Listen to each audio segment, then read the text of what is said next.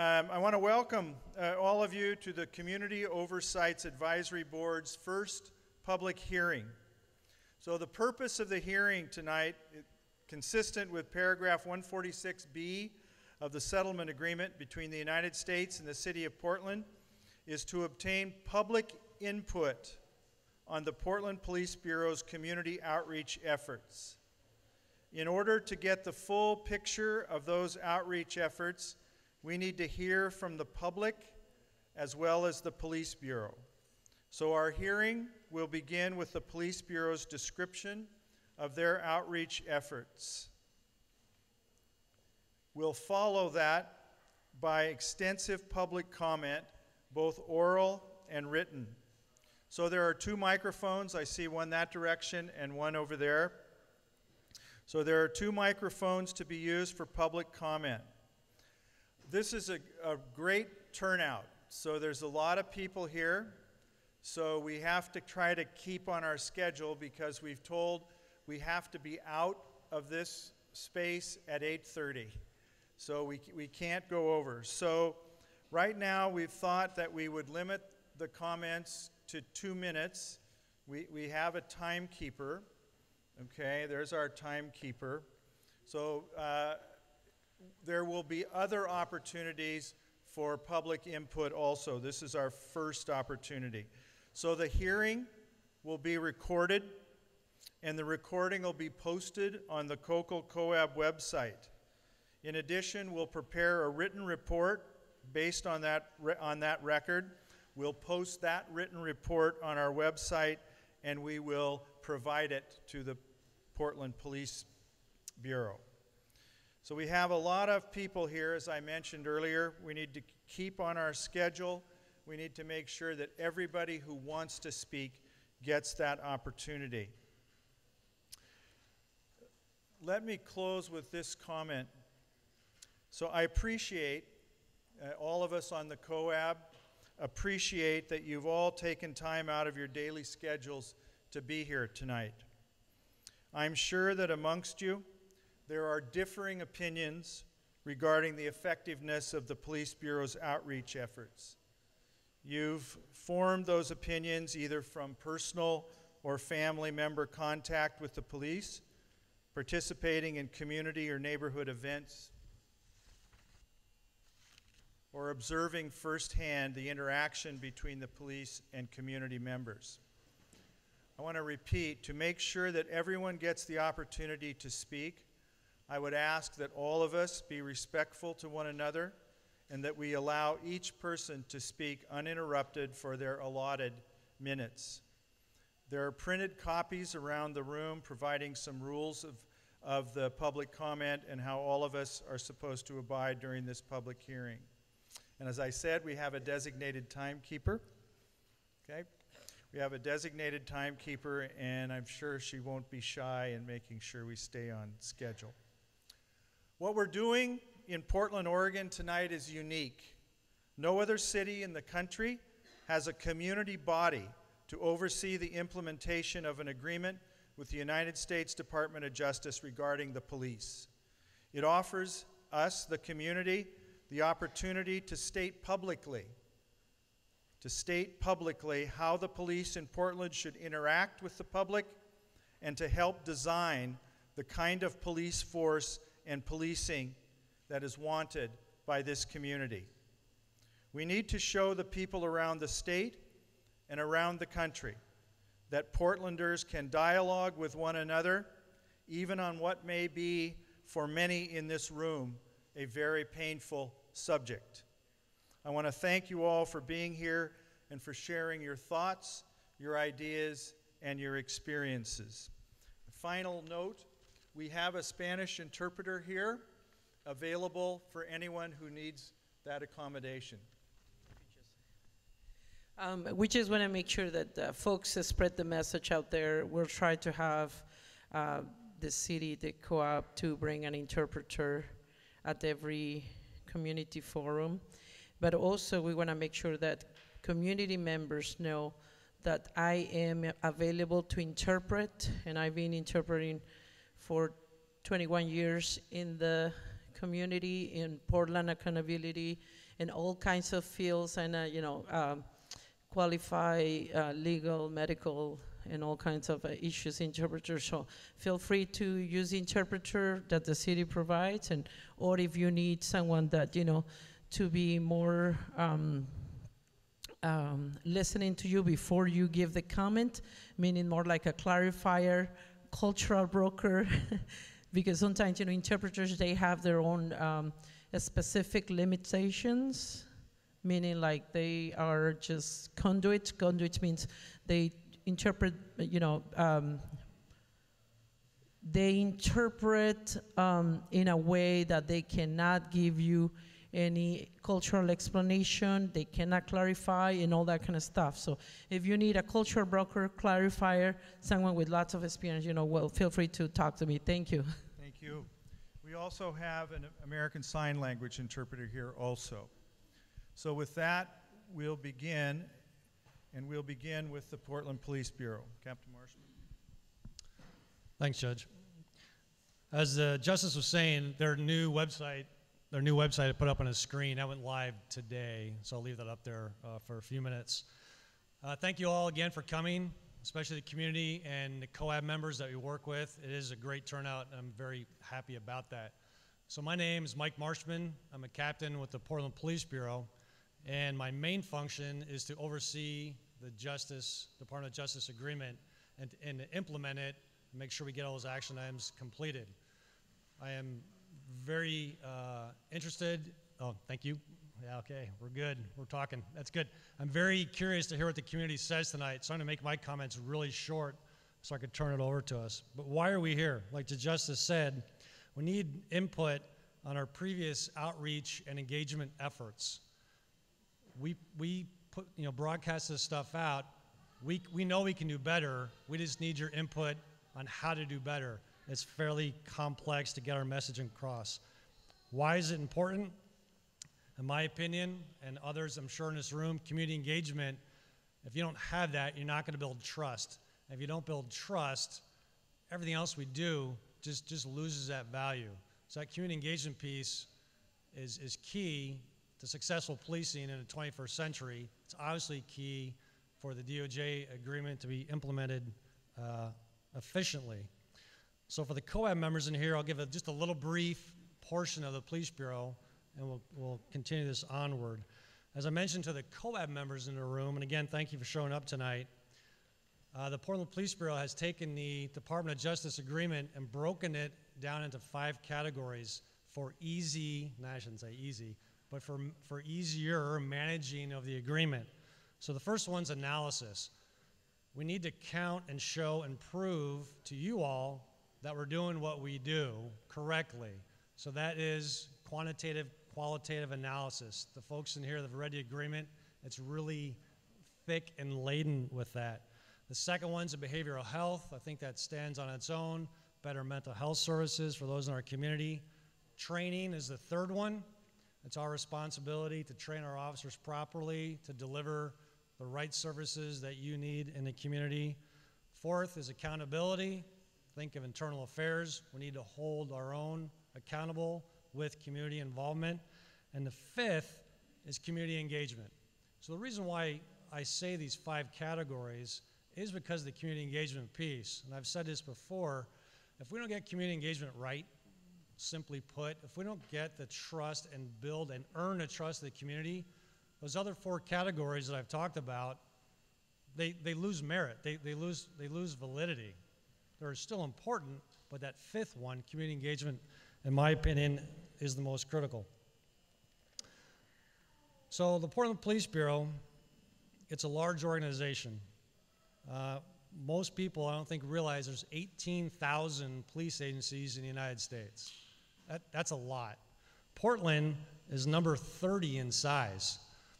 So even though Portland feels like a small town, we're still landing in a major city policing organization. That's one of our challenges is we're kind of a small town feel, which is good, but we're a large agency. The Police Bureau is now broken down into 4 branches. So you have the operations branch, which is the officers on the street, generally speaking, that you come in contact with. Investigations, think detectives, they investigate crimes. The services branch, personnel, the fiscal, more the business operations. And Chief O'Day, my boss, who is in the room, thank you, Chief, obviously, for being here. When the chief took over, he added a fourth branch. And that fourth branch is a community services branch. So you have a new chief, as of just early this year, who sees the value and the criticality of community engagement, and he added a fourth branch. That's not easy to do in this police department. So again, of the size of our department, we have about 950 sworn members, from the newest recruit to the chief. That's fairly good size, right? We put us up in the number 30 in size. But of those 950 sworn members, there's about 370 assigned to patrol. And Assistant Chief Bob Day is here. He runs the operations branch. So you have 370 officers on patrol. Obviously, they don't work 24 hours a day, 7 days a week. They're working shifts. So at any given time, we have about 125 officers working the street for a city of about 600,000 people. Now, I don't say that to say, oh, woe is us. That's not the message here. The message is those officers are like our frontline ambassadors, so they need your assistance, too, of how to engage better. They only have X number of hours in a week to serve a big population. How do we do that? So that is a challenge. So again, we need your help with this. About our previous engagement strategies, it's complex. And to keep us on time, I'm now going to turn you over to somebody you probably all recognize, not that he's in uniform. It's because he's our public information officer, Sergeant Pete Simpson. So thank you very much for coming again tonight. Thank you. Sorry. So I'm Sergeant Pete Simpson. I'm the Public Information Officer for the Portland Police Bureau, otherwise known as a spokesman or media relations person. I supervise the communications unit, which is made up of 3 non-sworn personnel who write, photograph, video, and create content for various connections and outlets, including our internal and external communication. This includes a lot of different things that I will talk to you about. We will also show you some examples of some of our previous efforts to connect with the community over a period of years. Some of our goals of our unit are to share pertinent crime and public safety information of a public and media interest. Sometimes the two are synonymous, sometimes the two are very different, and we are cognizant of that in what we share publicly. We also want to promote positive qualities of the Bureau and the people working in the Police Bureau. We are the communication channel, if you will, about a lot of the work officers and detectives and criminalists and supervisors are doing every day. Our third goal is to increase the transparency in the organization, which can enhance legitimacy in the eyes of the community. We do that a number of different ways through the communication channels that we use. We use a number of different platforms, and we manage the information that goes into and comes out of these platforms. The first, and the one you may be most familiar with, is a website. Most companies, most government agencies have that. Our unit manages the content of that website, and we are continually adding things to it. We're creating tabs. Just this week, we launched the Bicycle Theft Task Force, for example, and we have a specific page on our website dedicated to that effort with information that's helpful to the community and contact information for people to engage these officers directly through the Bike Theft Task Force. We also manage all of our social media accounts. And to give you a picture of where we are at with social media, with our Twitter page, we have 46,019 followers as of earlier today. That is one of the largest followings in the nation for a public safety agency. We've been consistently rated as one of the best agencies in law enforcement using social media. Dallas and Boston keep beating us, and Seattle's right there too. But we learn from these other agencies and how they're using it to connect with their community folks. That's with our main Twitter account. We also have a number of smaller accounts that are much more neighborhood-centric or precinct-centric that are in development and in use right now. We have PPB Central Precinct, which is being used, the Mounted Patrol Unit, PPB MPU, PPB Bike Theft just launched, and we have in development Traffic East and North Precincts. Our goal eventually is to have all of the units that are out on the street having their own social media accounts that people that are interested in those specific areas of the police bureau can have a connection with, especially with youth services, which is something we're working on as well. We also manage our Facebook page, which is at present 14,893 likes. Our YouTube subscribers, 2,030. We also manage all of our news releases through the Flash Alert program. Many of you may subscribe to Flash Alerts. You may get them directly in your email, which is a news release. That's how we send out all of our news releases. People that subscribe directly to that get them in their email address, or they get them via the app and direct downloads to your phones or tablets. And those subscribers are 4,504. The reason I give you all these numbers is to emphasize that when we send out information, and when we send out a flash alert, for example, a news release, it automatically goes to all these social media networks. So with a push of a button, we can send information out to 65 to 80,000 people in one push, one time. That's direct information, unfiltered, getting right to people in the community. And we use our friends in the media extensively. We like to share information, but there's also, built into that, we know there's a filter. With a news story or news article, it may be shortened down and cut down and may not include all the information we want, like crime prevention information or resource information. That's where this comes in and is so critical that we're able to provide this directly to members of the community through our social media platforms and through our news releases. The majority of these news releases are news in nature, or crime in nature, or crime prevention in nature. More of our proactive stuff, we use our social media. We also send out the Bureau-specific news, and by that I mean when we have a deadly force encounter or an officer-involved shooting, we're sending information out immediately. We're sending out information about the arrests of police officers. We're proactive in that effort. We believe that's an important part of this transparency conversation, to connect with the community, that we are responsible to you as the community members. We also send out public information about crime prevention, behavioral health events, and other public events we're involved with. The significant focus of our social media is a major focus of our unit right now, and there's a lot of reasons for that.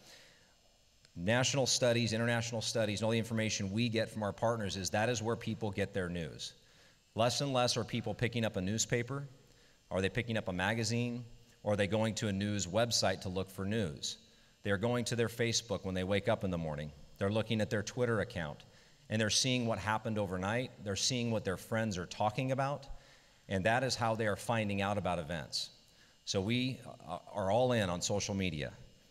It's a direct, unfiltered access directly to community members, and we can get direct feedback right there on the Facebook page. We see what people say about us right there. We respond to comments. We answer questions. Again, this is an interactive thing that we have, that the world has given us, that we did not have even 10 years ago. Social media has allowed us to connect with large segments of the community who, for a variety of reasons, are unable to attend or unwilling to attend meetings like this. Now, this is a packed house tonight, but as many of you who go to meetings know, a lot of times it's not like that. It's 5 or 10 or 15 people. And again, this isn't blaming people for not coming. It's people have lives. They have jobs, they have families, they have soccer games, they have church. They don't have time to come necessarily. So we want to be able to provide information directly to those folks so they can see it too, and they can respond back at their convenience. We're also using it to engage with the community by creating content that is interesting to them about us that they can share. Through some of these efforts, we provide an insider's view of this organization and what it's like to be a police officer, or what these particular police officers do on a daily basis. And we're going to show you some examples of that. And probably one of the biggest reasons is it's important to this organization and part of this settlement agreement to reach young people. And we really need to connect more with our young people in our community. And if you have children over the age of, say, 11, they're probably checking their phones, checking their iPads, iPods, whatever, on Instagram and Snapchat and Facebook and Twitter. That's how they're learning. They're not turning on the 10 o'clock news. They're not watching 2020, right? They are using social media. And so we are going to have a better opportunity to connect with young people by embracing this technology and doing things that are interesting to people that they will share. Some of the proactive approaches that we have done in the past have done what they call go viral, if you're familiar with that term. They have caught fire and they have been seen more than just in the city of Portland. They go regionally, they go nationally, they go internationally. A couple of years ago, we had dash cam video from a traffic officer who was stopping on Highway 30 because a mother duck and her ducklings were in the middle of the highway. It's a silly enough story, but we put a video out on that, and it's been seen 3 million times on YouTube. We got calls from across the globe about this video. I took a call from Pakistan media. They don't have YouTube in Pakistan. They asked me to describe what the video showed to them. It's a silly thing, but it shows you the power of this technology and how we're able to use it.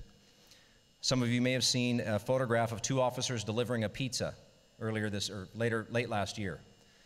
That photograph was submitted to us by a member of the community who was waiting for his pizza when 2 police officers showed up at the door, and he was confused, and they explained that the pizza driver had been in a crash, and they wanted to help him finish his delivery. That community member took a picture and he said, "Can I share this with people?" And the officer said, "Yeah, sure." That photo also went viral. They did not want to go, but they were asked if they were interested in going to be on the Ellen DeGeneres show. So that shows you the power of the social media and why it's so important to us to share, because it's where people see things that are important. Our first video, to set it up, this was in 2010. And this was what we call the language video, or what makes us unique. And these officers, this is a little bit dated, you can tell by our old uniforms, but we are slated to redo this again this year. What do you see when you look at me? Do you see diversity? What makes us diverse? Maybe the better question is, what makes us unique? The languages we speak, The mother, the father, grandmother, neighbors, and the community that raised us. I am who I am because of all these things. I did not give up my culture or my heritage when I pinned on this badge. I became a part of a new and a different culture, but I'm still unique. And that's what makes me a better police officer. Some people will still look at me and just see the badge. What will you see? Когда вы смотрите на меня, что вы видите? Was bildet uns verschieden? Talvez a melhor pergunta seja, o que nos faz únicos?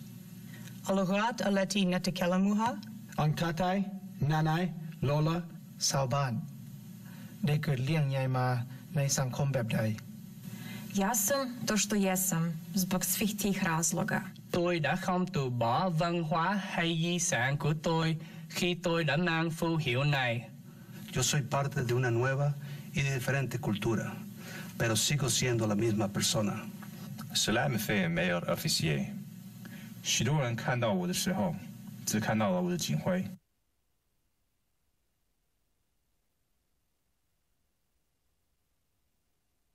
And as I said, we're looking to redo that this year, update it with more officers that we have that speak different languages, some that came from different countries that have joined the police bureau. The next video was in 2012. And the It Gets Better Project's mission is to communicate to lesbian, gay, bisexual, and transgender youth around the world that it gets better, and to create and inspire the changes needed to make it better for them. Thousands of individuals and organizations have made It Gets Better video testimonials. This organization was one of the first police agencies to do it after San Francisco Police. And as you'll see here in the next, it's about 8 minutes, a really remarkable video, groundbreaking really for the Portland Police Bureau.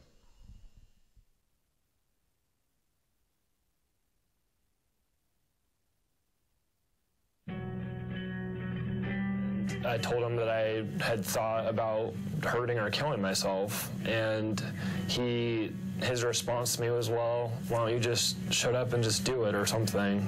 I started out not knowing who I was, and I really didn't love who I was. I even hated who I was. You know, a lot of my childhood was very lonely. I felt somehow different, somehow apart from everyone else in my small community.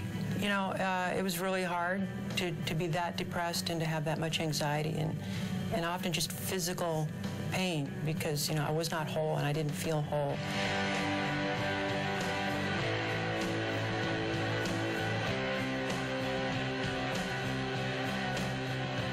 So my name's Christina Hansen-Tuma, and I work at North Precinct.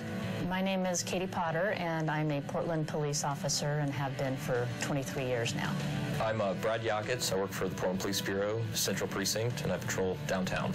My name's Tasha Hager, and I'm a police sergeant with the Portland Police Bureau. I'm currently assigned to the training division as the Advanced Academy Coordinator. My name is Matt Estes. I'm a police officer for Portland Police Bureau. I work at East Precinct. There were a lot of, I guess you could call them attacks against me in some ways.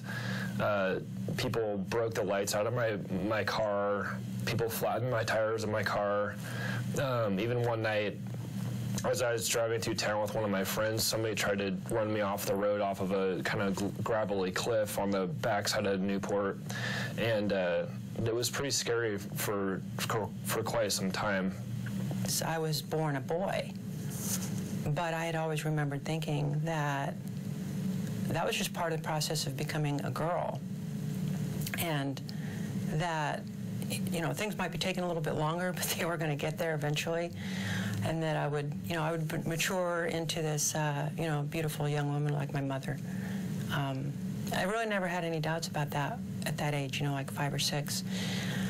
And obviously that it didn't exactly go that way. So by the time I was a teenager and in high school, I was pretty devastated and depressed and confused. And I was afraid of being abandoned by my family. I mean, I heard family members say derogatory things about gays and lesbians. And so when that happens, you're worried about expressing who you really are because you're afraid you're going to lose your family. And so it was very, very difficult for me. So you end up being silent, and everyone around you, they say this is the way it's supposed to be. I really wasn't comfortable with myself at that time, and when you're not comfortable with yourself, it's hard to express yourself to others and be confident. So I found myself that I kind of pulled away and went and did my own thing for a while until I was able to, I guess, find comfort in who I was and be confident and be able to vocalize that to other people, and that I'm gay, and most likely everybody else in the room is not. That's been my experience growing up, was you felt like the oddball. You felt like you were the only one in the room that was different from the rest of people.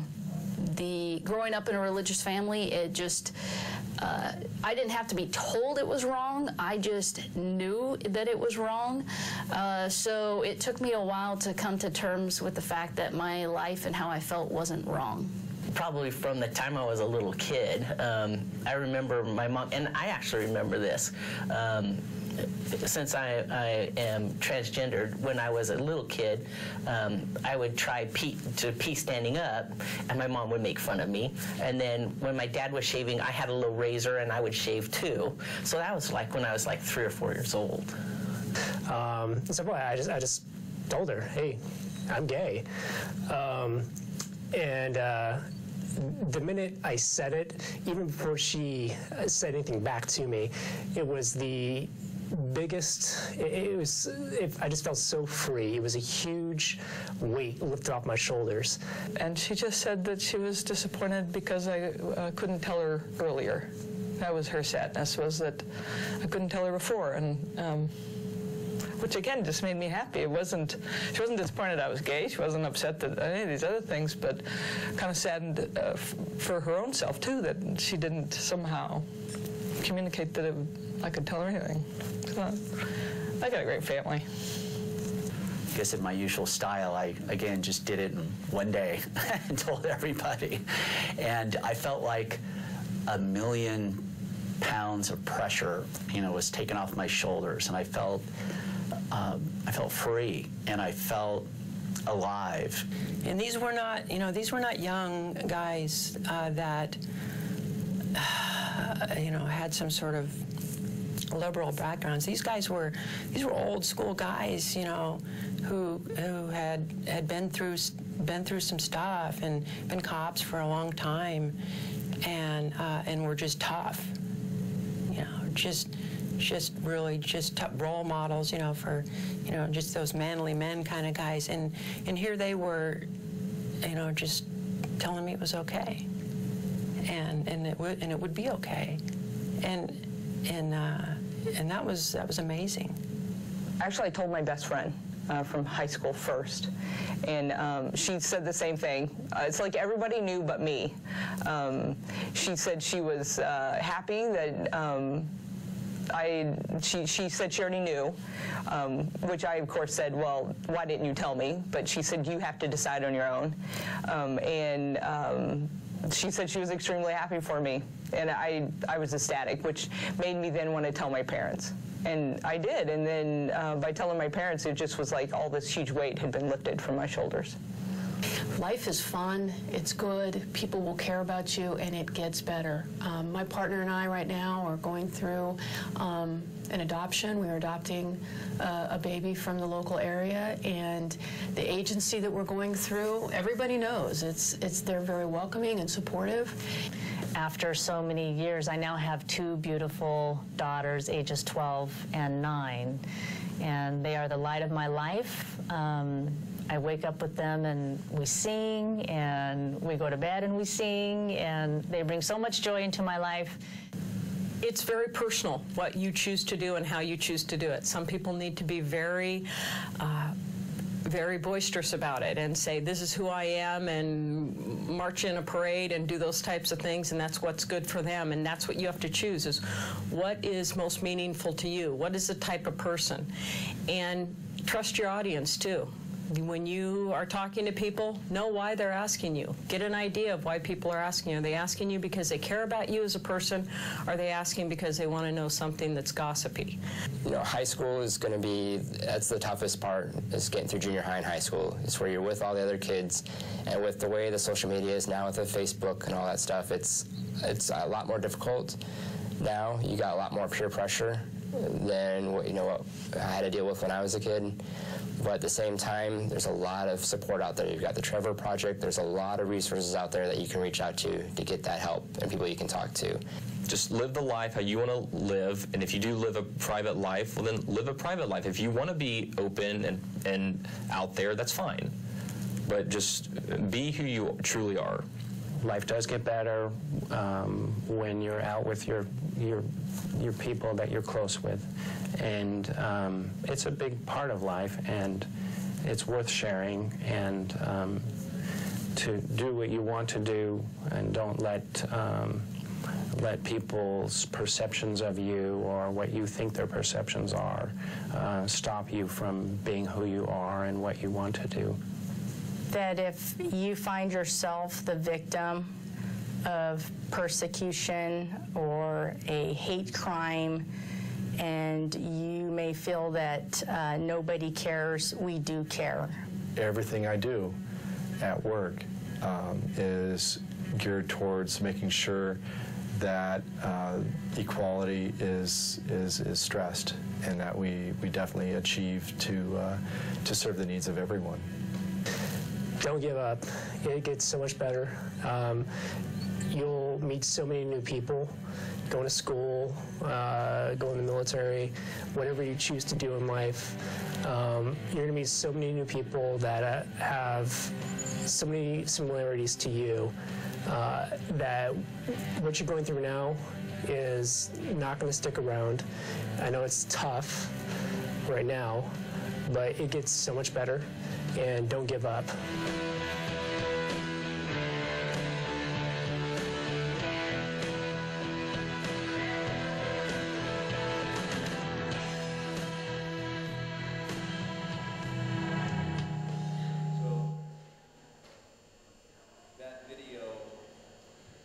Just so you know, one of the most important things about it, that everything you see here has gone public and went public, and we got a tremendous amount of feedback from people that never thought they would see their police officers in uniform talking like that, telling people it's okay, it's going to get better.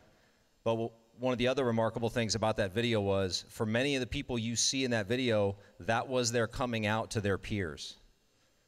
Their peers didn't know either, and that is, a tremendous amount of courage went into that effort for those people that did it. And so that's another example of things we've done in the past. In the next video, you're going to see 2014. This was a compilation of photos and videos from a lot of different community events that officers and community members provided the Bureau that was put together into a video shown at our last awards ceremony. It's set to music. We didn't write the music. It's music that we purchased for the video.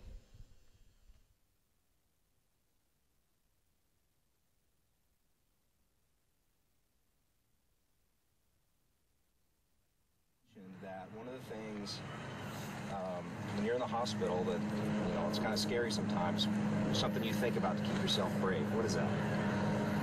What would SWAT?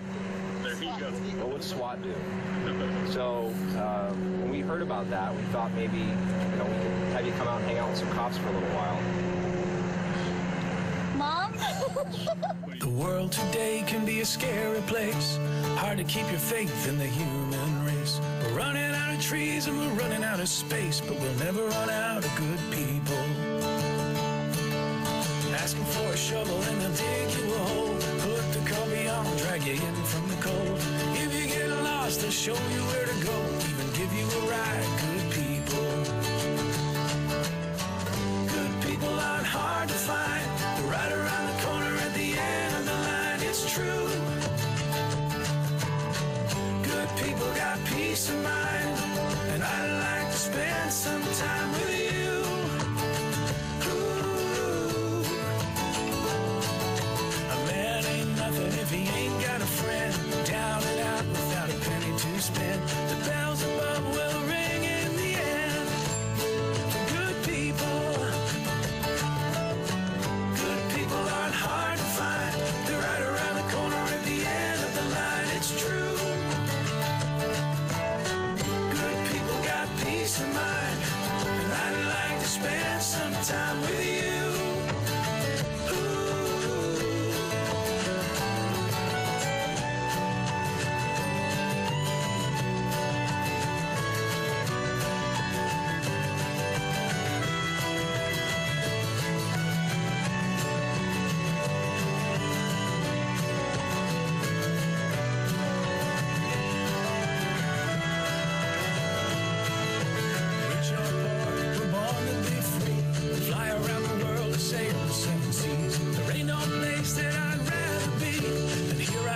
With good people. Good people aren't hard to find. They're right around the corner at the end of the line. It's true. Good people got peace of mind, and I'd like to spend my time with you. Good people aren't hard to find. They're right around the corner at the end of the line. It's true.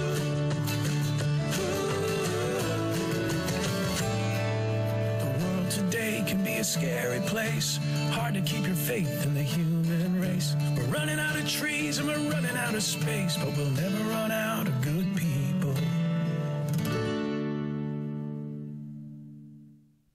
So many of those photographs will be events that Commander Uehara will talk to you about and the type of things officers are engaging in out in the community. This next segment is about the billboard campaign that we started in 2014 in a partnership with Clear Channel Outdoor. Clear Channel approached us and said, we want to offer billboard space to you for whatever you want for the cost of putting up the billboard, which is about $100 a billboard. It'll stay up as long as we don't sell the space. So we tried to figure out what was the best use of that, and we decided that we worked on a campaign that has become the Your City, Your Police effort. The billboards feature officers in uniform, but also a personal photograph of them. And the initial run of these billboards was 3 officers who were born and raised in Portland. Madison Caesar, his Grant Youth football photo was in there, along with his uniform photo. Trevor Tyler, who played for the Montevilla Mini Booters soccer team, is now a Portland police officer. And then Jessica Brainerd, who ran track at Madison High School, now a Portland police officer. We place those billboards in the neighborhoods they grew up in and work in today. And the first phone call that we received about them was, you know what, I saw this billboard and I don't remember what it said, and I don't really remember the name of the officer, but I remember seeing it and realizing that person grew up in this neighborhood and now they're protecting it, and I think that's really cool. And that was a for me, that was a home run because that's the message we're trying to convey. We've expanded it since, and we've had a number of officers that want to be out there to show people that they're not just a uniform. They're a member of the community. They're a member of a sports team. They grew up in a different environment. Do we have that up there? This has been part of the effort that we are continually engaging in, which is to show officers as human beings. Some people, we have to explain that to them, that there is a heartbeat behind this, and there's a real human and a member of the community, and people that have a variety of backgrounds. We've used military folks. That's Brianna Paisley, who was a little kid with a police dog. Now she's a grown-up and a police officer. Jessica running track. Kyle Green right in this neighborhood, Pier Park Little League. Now he's working this neighborhood. This is the kind of effort we're doing to show people who might not run into these folks who's protecting them and who's living and working in their communities. The Your City, Your Police has expanded to a lot of other things we're doing. In the next segment, the final video I'll show you is a series called Behind the Badge. And this version of it, we've done 2 this year, and we have more slated. We hope to do 1 a month, but some goals take a little more time than we hoped. This is ECIT Officer Jason Jones. Officer, and there was a woman in downtown Portland. I was a Phase 5 in downtown, and she was going around smashing windows of cars. And so I knew that there was a mental health component, but I was looking first and foremost at the criminal mischief element, the criminal side of it. And so I took her to jail for smashing all of the windows on these cars. And a few years ago, she was actually arrested on that warrant. The warrant had been in the system for 10 years. And she was brought back to Multnomah County from some other place. And as I was reading the reports, I was thinking to myself, this woman was mentally ill. This woman should have been hospitalized. And she was in clear crisis as I was reading through my report. And I just didn't have the training. I didn't have the knowledge or the insight to go about that call a different way. And I pointed that out to the district attorney and actually recommended, having been 10 years later, that this case be dismissed. And he actually agreed.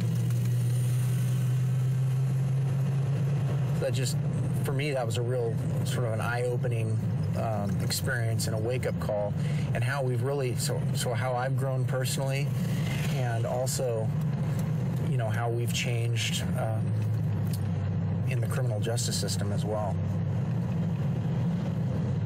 I can remember when we first started, there were far fewer officially designated mental health calls that we responded to. They were always there, but we just weren't necessarily recognizing them or trained to recognize them. It's interesting, I hear officers say there seem to be so many more mental health calls now. And I think what it is we know what we're looking at. We understand the behavior, and we didn't necessarily understand it before, not to the degree we do now. We're able to look at these calls through a different lens.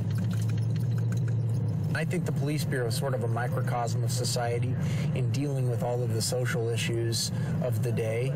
And I think that society is becoming more aware of mental illness, and there's a greater understanding and appreciation for mental health and behavioral health than there ever was before.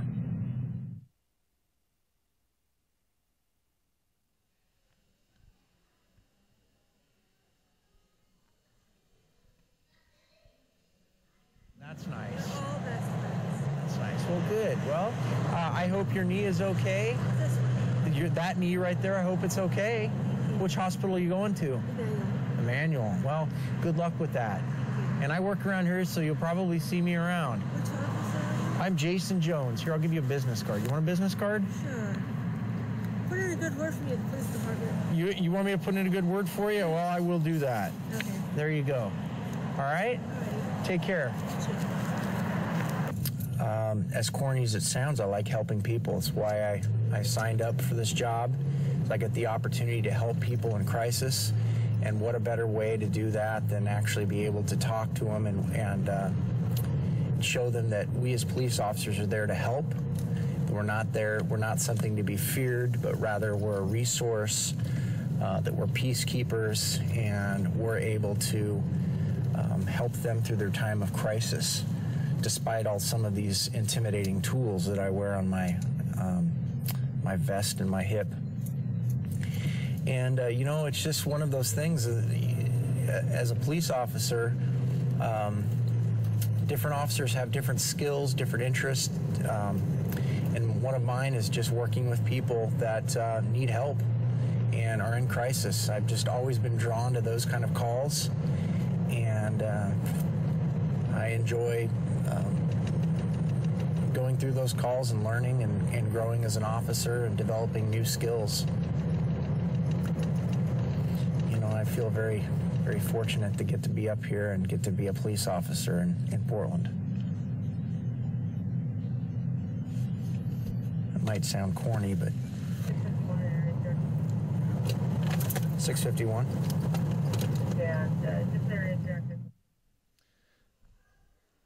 So that's what we call the virtual ride-along. Not everybody's able to go on a ride-along, and not everybody's willing to, but these short films are an opportunity for people to see inside that car and to experience, at least for a short while, riding with a police officer and talking about why they do the job and seeing how they interact with people.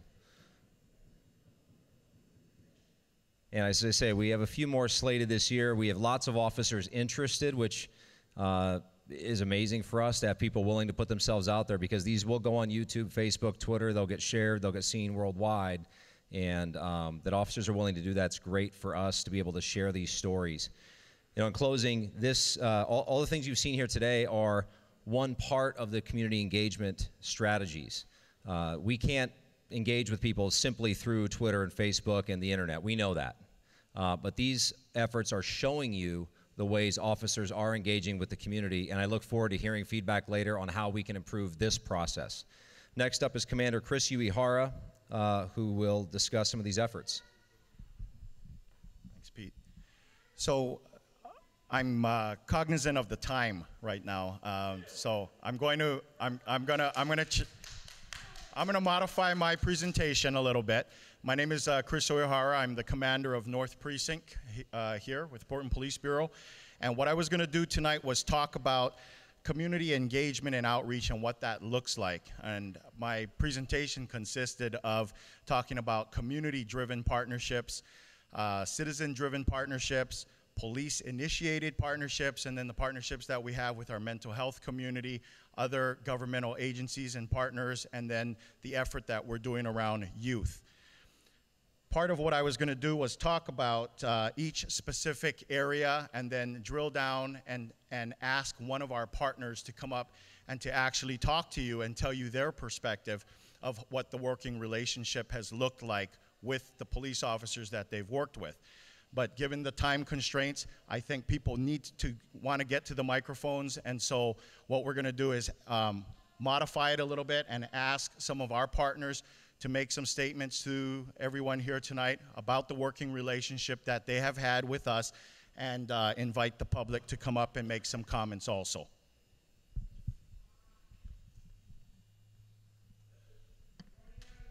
Yeah. So we have the microphones on each side, and we're ready to start taking our public comment. Okay, we've got an overflow crowd. So who's going to line up? We're ready. So we're giving 2 minutes? 2 minutes. Can I just, I'll let you know, I'm a timer. I'll let you know when you've got 1 minute, 30 seconds, and we'll have to keep it rolling to make sure everybody gets a chance. So we'll go from one side to the other, okay?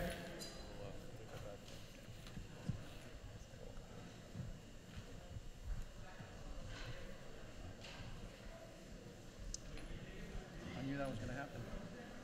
My so-called Pete better not be sick. Okay, we'll start.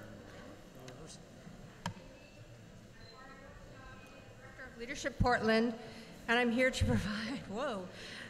provide comments about my work with the Portland Police Bureau.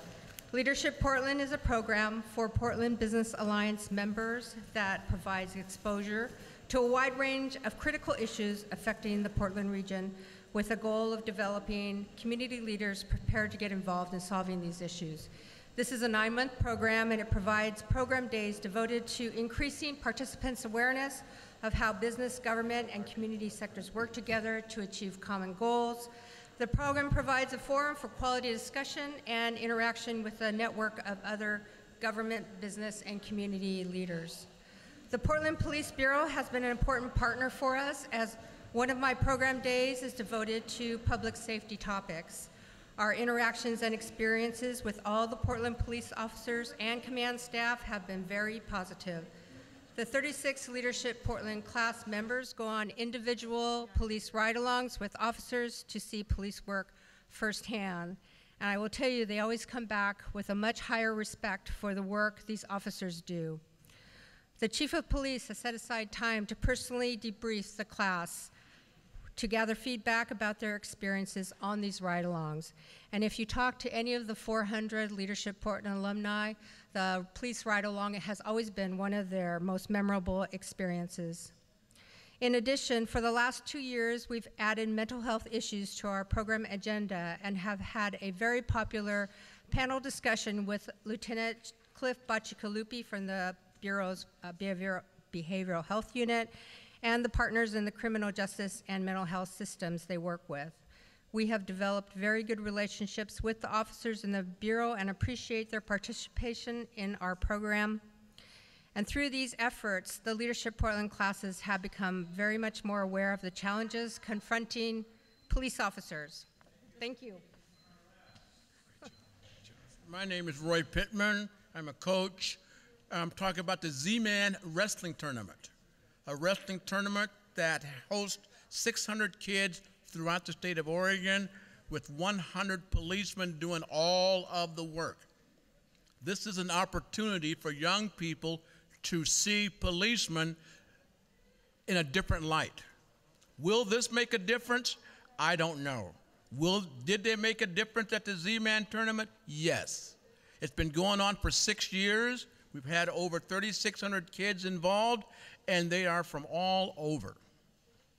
And the police have, from the chief on down, have assisted us in this endeavor with the money going to help kids go to college, or excuse me, go to prep schools in the area here. The youth is where it's at. In this meeting, it's not what they say, it's what you hear. And it's what are you going to leave with? And that's what we need to do. Thank you. My name is Mark Estes, and I'm one of the campus pastors for City Bible Church. And I've had the wonderful privilege of working very closely with the police department over the last couple years. One of my privileges have been to be involved in doing many ride-alongs, 30, 40 different ride-alongs, and seeing many different of the officers up front on the street actually working out some of the situations that have been talked about today. And I'm very encouraged of what I've seen, not only just in this meeting, but also on the street with the officers in crisis situations, driving around, not just waiting for a particular issue to deal with, but actually going out of their way to look for ways in which they could serve and help people in need. One of the ways that we've been able to partner with them is through strategic partnerships with large initiatives in our city, one being a thing called Live, Love, Christmas, where we serve over 6,000 kids just in the one location. We had 40 different officers serving all day at that particular event. Also working with the youth services with all the different campuses and the different schools. Had the wonderful privilege of working with them on the schools with the students. And I just want to, I know that you guys get a lot of challenges in the media, and I just wanted tonight give honor where honor is due to Portland Police and all that you do for sacrificing your lives. You guys do a great job, and I think it'd be great to put your hands together for these great men and women and all that they do. Thank you so much. On the left.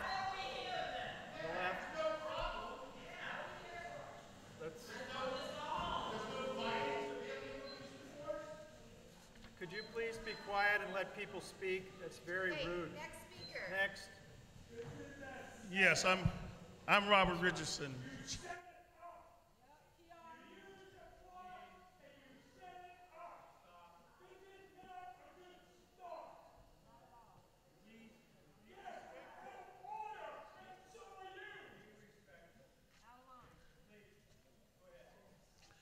Yes, I'm Robert Richardson, the chair of the African American Advisory Council and a member of the Z-Man Foundation.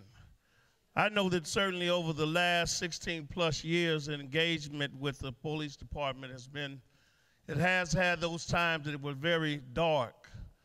But there's been home runs that have been hit a number of times in regards to the relationship that we've had.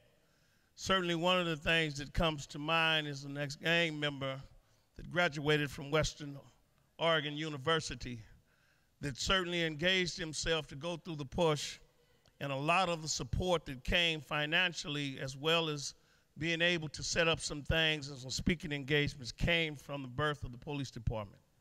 I've been through 6 chairs, and certainly I have been through 6 chief of police.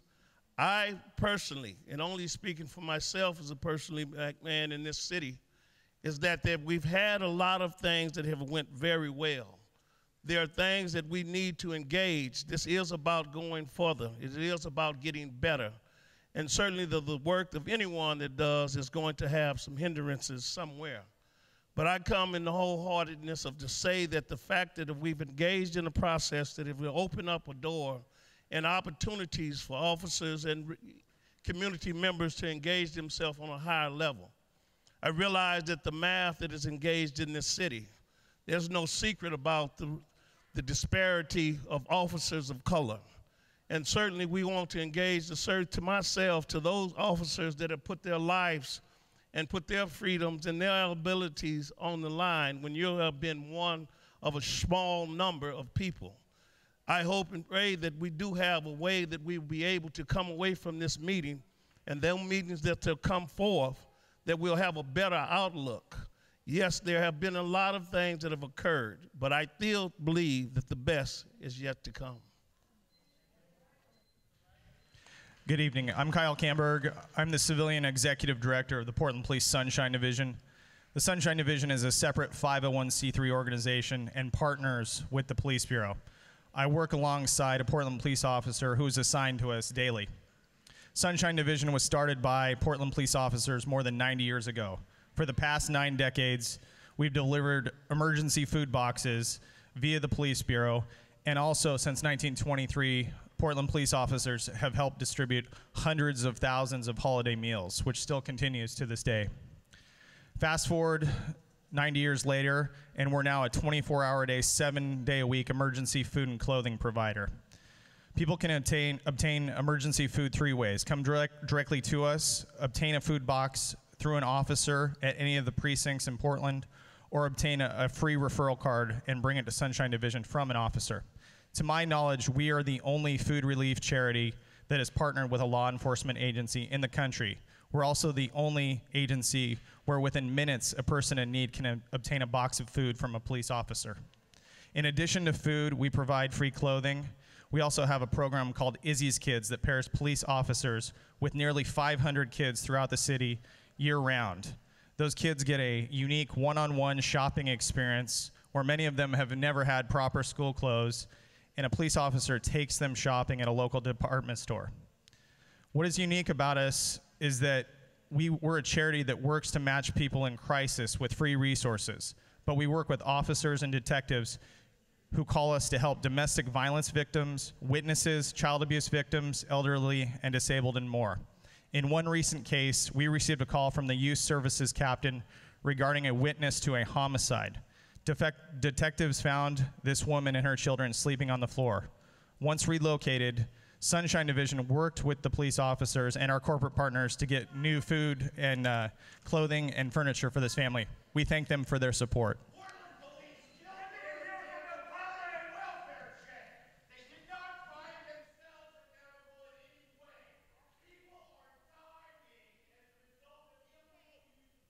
Excuse me, if you have comments, please get in line to testify.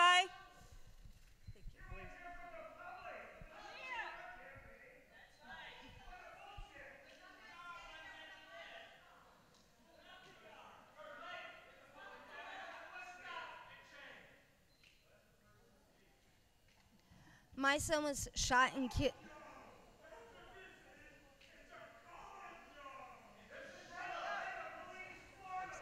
It's okay.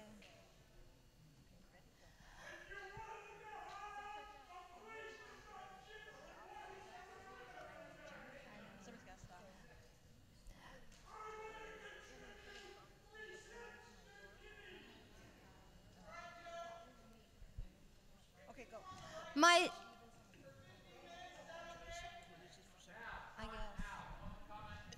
If those people that are yelling and screaming want to take the time and the opportunity to come up to the microphone, please come up to the microphone.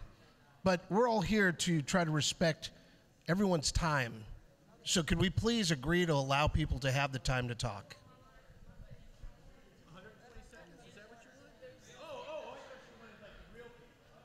Obviously, the public has spoken, okay?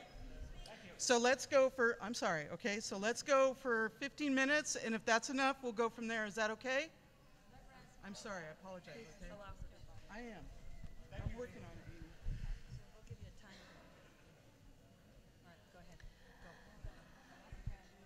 it. Okay, my son was Brad Morgan, and he was shot and killed 3 years ago. And I think the cops should be accountable for their actions and help the family that I can't.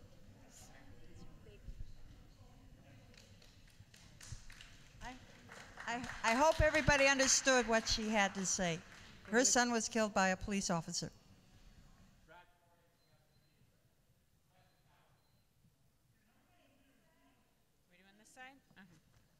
Hello, my name is Janelle Clinton, and this is Cortland Cuffey, and we're with the Z-Man Scholarship Foundation. After the tragic death of Officer Mark Zalawi in 2008, fellow Portland police officers and the community came together to form our Z-Man Foundation. The foundation supports through scholarships economically disadvantaged high school students. The Portland Police Bureau has been instrumental in the success of the foundation and our community engagement programs. Currently, 1/3 of Portland Police Bureau members, from officers all the way to command staff, donate funds to the foundation. To this date, the contributions have totaled $203,000.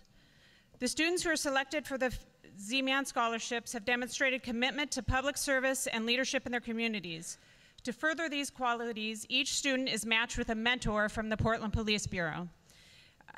This relationship flourishes through one-on-one interaction and group activities. Thus far, 44 deserving students have been awarded scholarships and mentors. Many of these relationships have flourished past high school and into college. Just yesterday, we learned that a former Z-Man scholar, Zarina Mustafa, was elected student body president at Spelman College, and we're very proud of her. It is the mission of the foundation to provide students with access to educational opportunities and instill in them a lifelong commitment to community. This mission would not be attainable without the dedication and efforts of many fine members of the Portland Police Bureau who contribute every day, both financially and with their time, to the success of the foundation and our students. Thank you.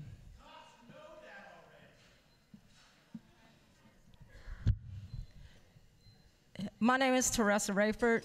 I'm with Don't Shoot Portland. I'm looking at this survey, and one of the questions on it asks, what do you think of the PPB's plan for engaging the community? I think that it was a good plan, but I think that I am disgusted by what I see here today because it's out of line. You have people in this room who have dealt with police brutality and excessive force within their own families, and what I walked into was a public relations opportunity for us to see how great you guys are, how fine and outstanding you are in our community that you have terrified. You have terrified our kids to the point where you call them, you say that they're not snitching. They're not coming to the police for help because they're afraid of the police. They're sitting out here and they're running these streets, they're catching the buses, they're getting beat up, they're getting killed, and they will not call you for help because they are afraid of you. You have created a terrorism in our communities. You have terrorized us. For the entire time that I've been alive, for 44 years, I've been terrorized in this community, and I haven't seen anything get better. Now, when we sat up there and I told our community to come out here, we thought that they were going to have a chance to use their voices to make a difference. But you guys got everybody in line so that they could say shit that sounds good. Y'all.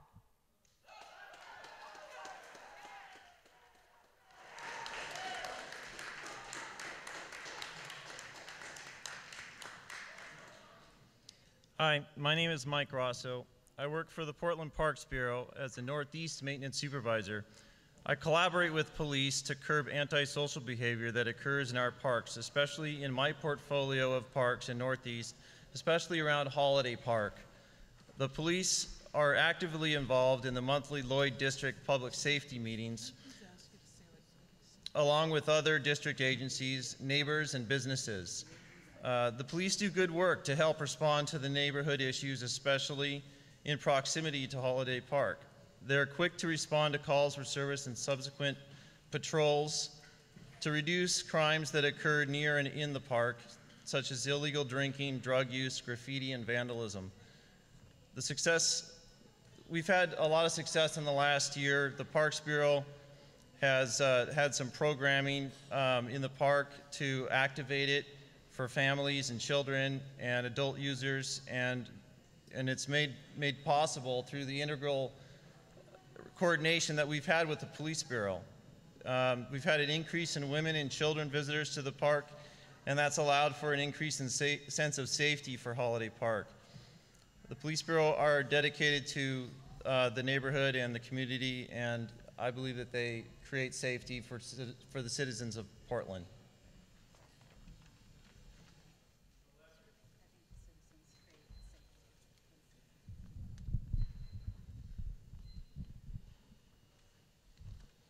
Hi, my name is Kenny Paulson. Many of you don't know who I am now, but soon you will. I am now a candidate for Board of Directors of Mount Hood Community College, Zone 5.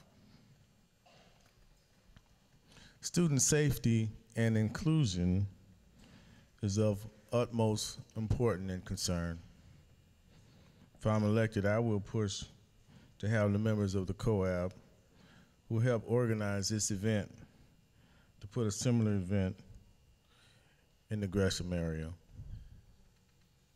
I look forward to seeing you then. Thank you.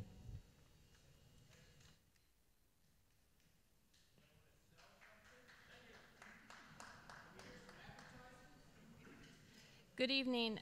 I'm Suzanne Hayden. I'm the Executive Director of the Citizens Crime Commission, and I'm here this evening to speak about the Portland Police Bureau's community outreach and engagement efforts over this past year.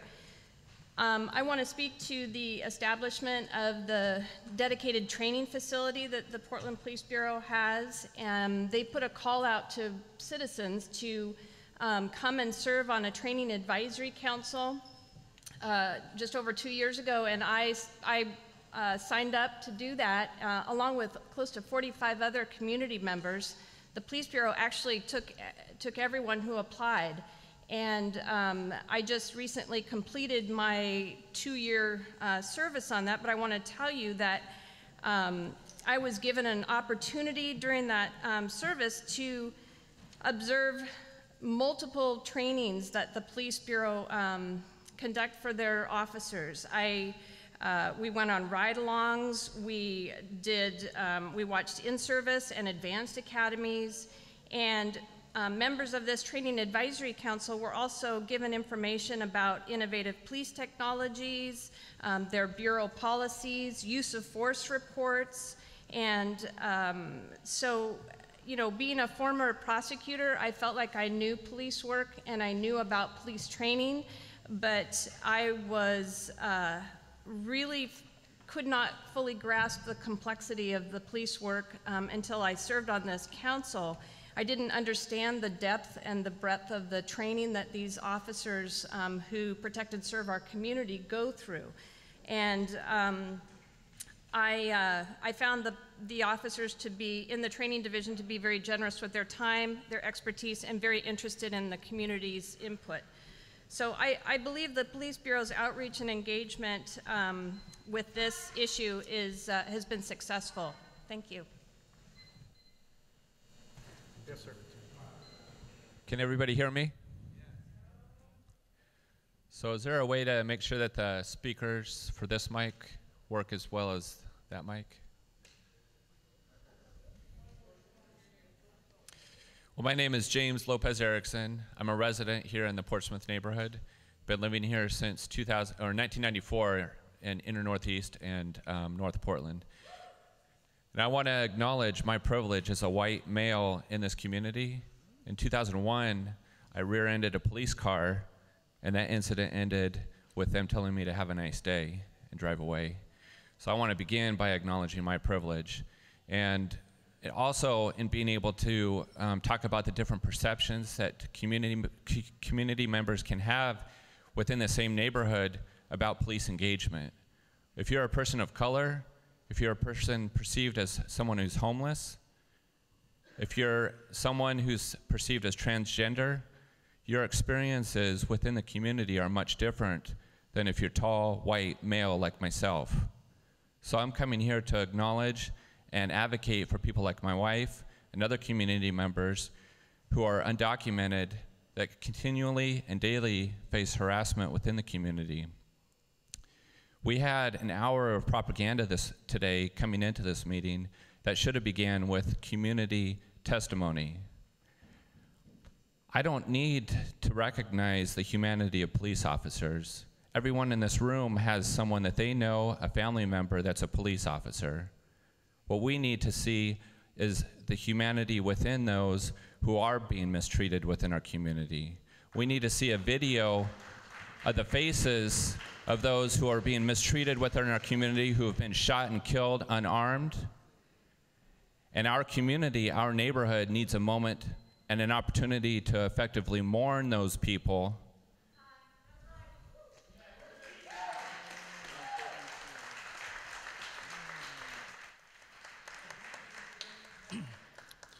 Good evening. I'm Bill Barr, Chair of the Citizen Crime Commission.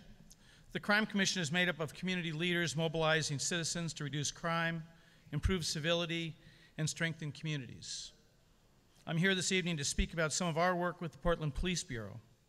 The Crime Commission values our relationship with the officers and leaders of the Portland Police Bureau and worked closely with them on several public safety initiatives this past year. One of those initiatives was an effort to improve community conversations around respect and civility.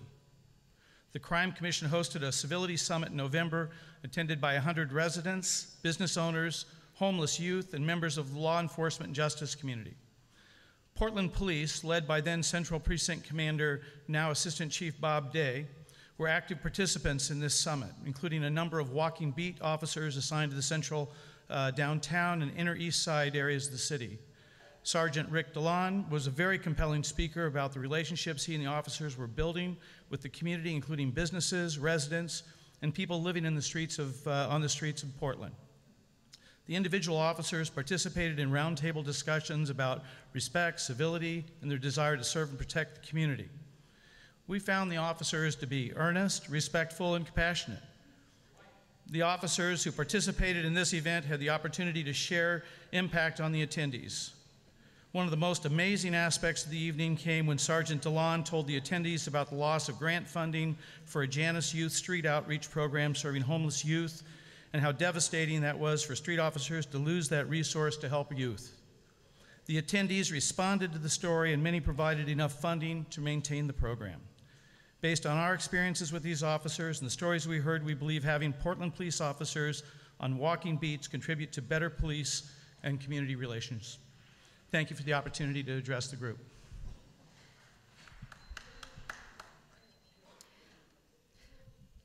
Hi, first I just want to acknowledge that this is really stressful, and I invite everyone to with me to take a deep breath. I know I need it.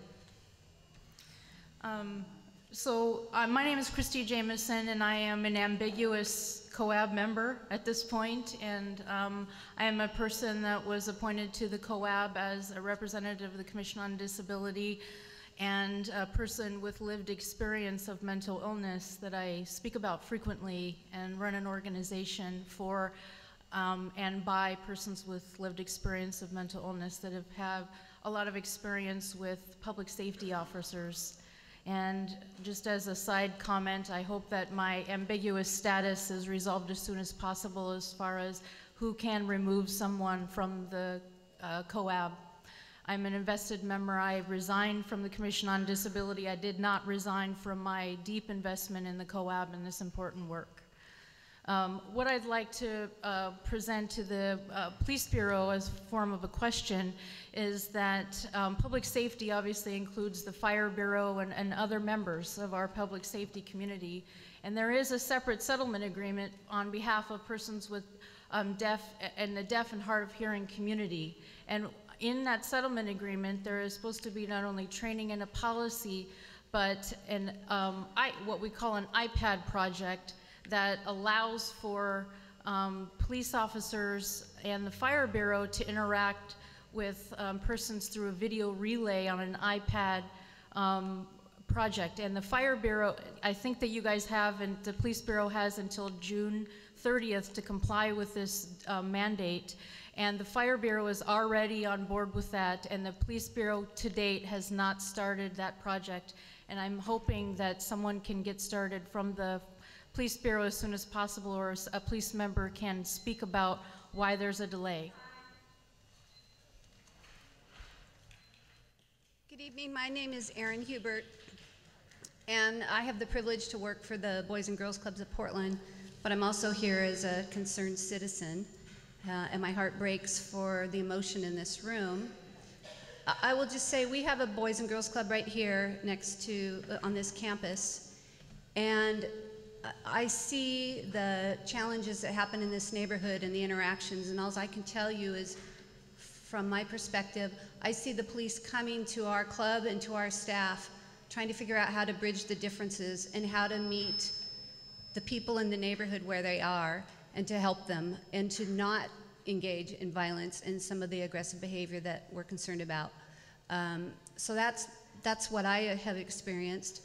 I also used to run a group of radio stations, and the police came to me wanting to have us help them with a recruitment effort. There was a sincere need on their part to diversify and find and get more people onto the police force who can meet community members where they are and deal with them with the differences. And so I was struck by the really incredible efforts around that. There are challenges out there, but I see them sincerely really trying to improve, and I just wanted to acknowledge that. Thank you. Hi, my name is Laura Vanderlyn. I am a neighbor. I live in Vancouver, Washington. I am a concerned citizen. I hear a lot of police, I guess, trying to say that they are nice, that they are human beings. However, we cannot come together as a community when there's something in our system that says it's okay to kill with impunity. I'm sorry, but police that kill and use too much force, police that kill and use too much force are not getting punished. And mothers are being left with wondering why are their children being killed and nothing is being happened. Nothing is happening. Their life doesn't matter. Their life as a mother doesn't matter. I'm concerned as a grandmother for my grandchildren, for my children, for my friends' children, and for myself. I used to not be afraid of police. I am now. Today I am. Every time I see a police stop and they're on the side of the road with young people, young men or young women, I'm scared for them and I'm scared for the police because I know when police kill, their life is no longer the same. No life is better when that happens. No life is better when that happens. I further want to say, today I saw a post from the mayor, and Deanna was in that post also with the sign that says, everybody matters. Everybody doesn't matter until Black Lives Matter. Thank you.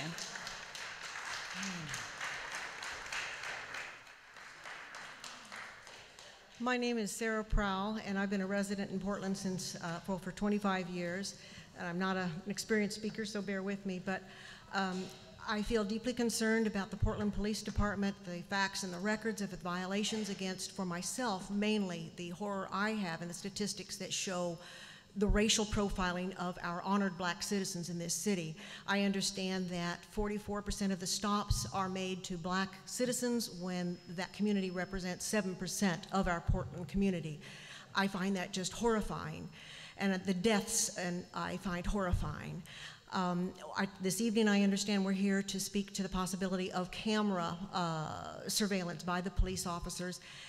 As I understand that issue, to me it seems fundamentally essential that if any such program is to be considered, that the information recorded by those cameras is directly fed to an independent agency and server, because the problem is there's a lack of trust regarding the systemic problem inside the Portland Police Bureau. So it needs to go outside the Bureau. The other thing is, there should be, again, because we need outside, independent observation, those cameras should come on at the beginning of each and every shift and go off only at the end of each and every shift. There is no voluntary subjective choice by the independent officers. That way we know we're seeing observed conditions throughout the workday as you serve the population, your population, and that they are independently retained and available for transparency. Thank you.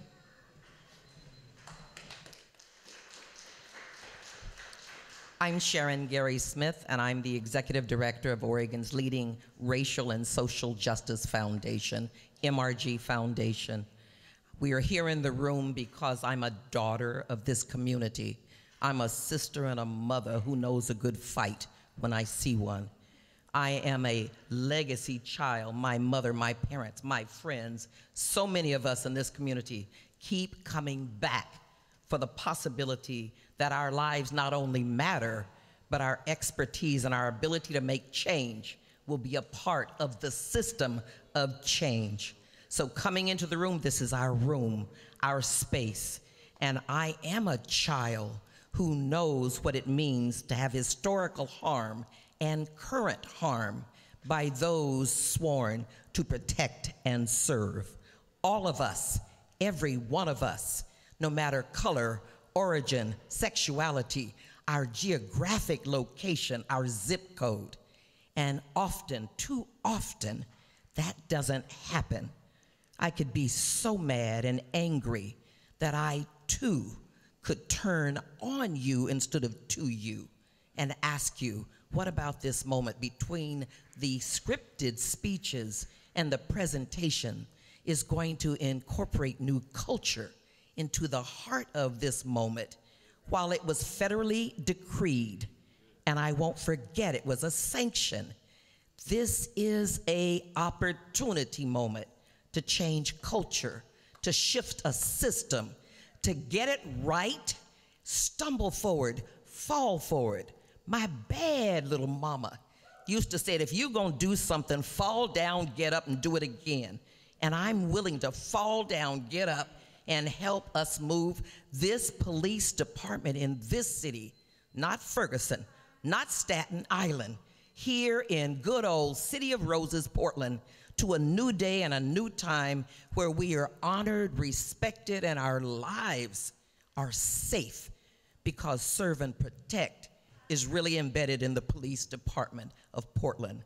Anybody with me, for us, by us, all of us, right now? We can do this. I'm down.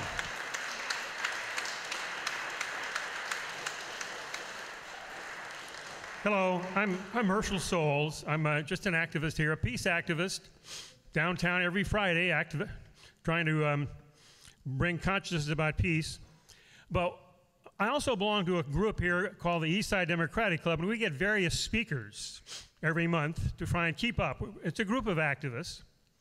And at one time, I took a movie, to this thing, and it was the first time in years in the history of this club that I ever took a movie.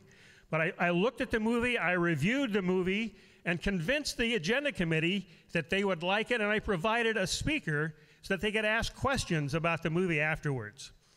I watched this thing tonight, this PR piece put on by the police, and that would have been rejected. It was too one-sided. And I didn't hear any criticism, any speakers. We have a meeting here right now where the police have provided us with all these various things they've done. They're diverse, they're helping people. But where's the counterpart? I mean, people in charge of this meeting, and it's when we have a conduct a meeting, Eastside Democratic Club, we have a person speaks for, a speak and speaks against. We're not afraid of that. This time, it was just totally one-sided. And I'll tell you what the side is, folks. It's the oligarchs. That's when you ask who do the police serve and protect, they protect the oligarchs. That's it. And when I heard the first speaker up here was some kind of, I don't know, Portland Business Alliance, I don't know what it was. It's the oligarchy. Where is she now? She did her job. She's out of here. It's almost like she was here on a contract, paid by the minute. I'd be ashamed if I were you people putting on this meeting. You talked about protect and serve. You know, out of time, I was going to mention the horses too. I wouldn't protect anybody with mounted horses. Hello, my name is Roberto Lovato. I'm Chicano. I belong to Oregon Progressive Party, Individuals for Justice, and Justice for Keaton Otis. And I testified before the federal judge, Michael H. Simon, and I mentioned to him in written testimony and orally that there was the use of body cams, and now I feel like it was my bad because those body cameras used nationally are now being abused. Do not let these police have those cameras. Also, I believe Portland has become a system of apartheid, and the Portland Police Bureau is the enforcer of that system. The shooting of Keaton Otis was an assassination, in my opinion, and you can also, and I would say the same about the shooting of Aaron Campbell, because that sharpshooter took off his earpiece and was not on command in accordance with the way the system is supposed to work. I don't know what else. I just believe that you need to dismantle the Portland Police Bureau and start all over again.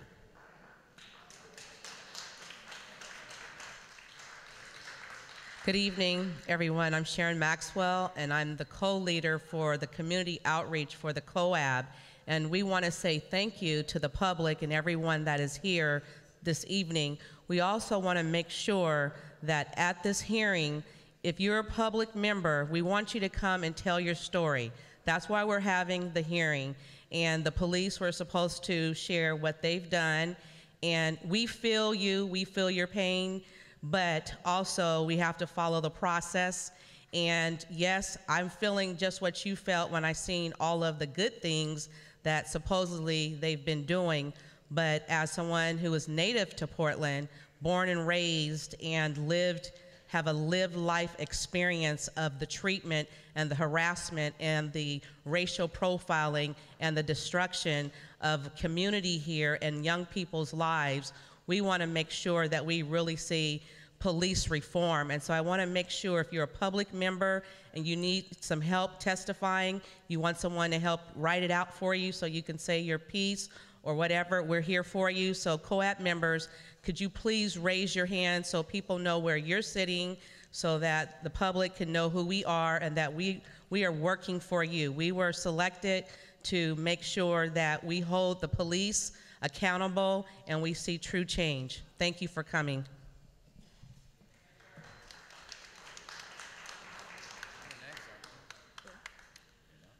Hi, my name is Natasha. I'm a senior at Roosevelt High School.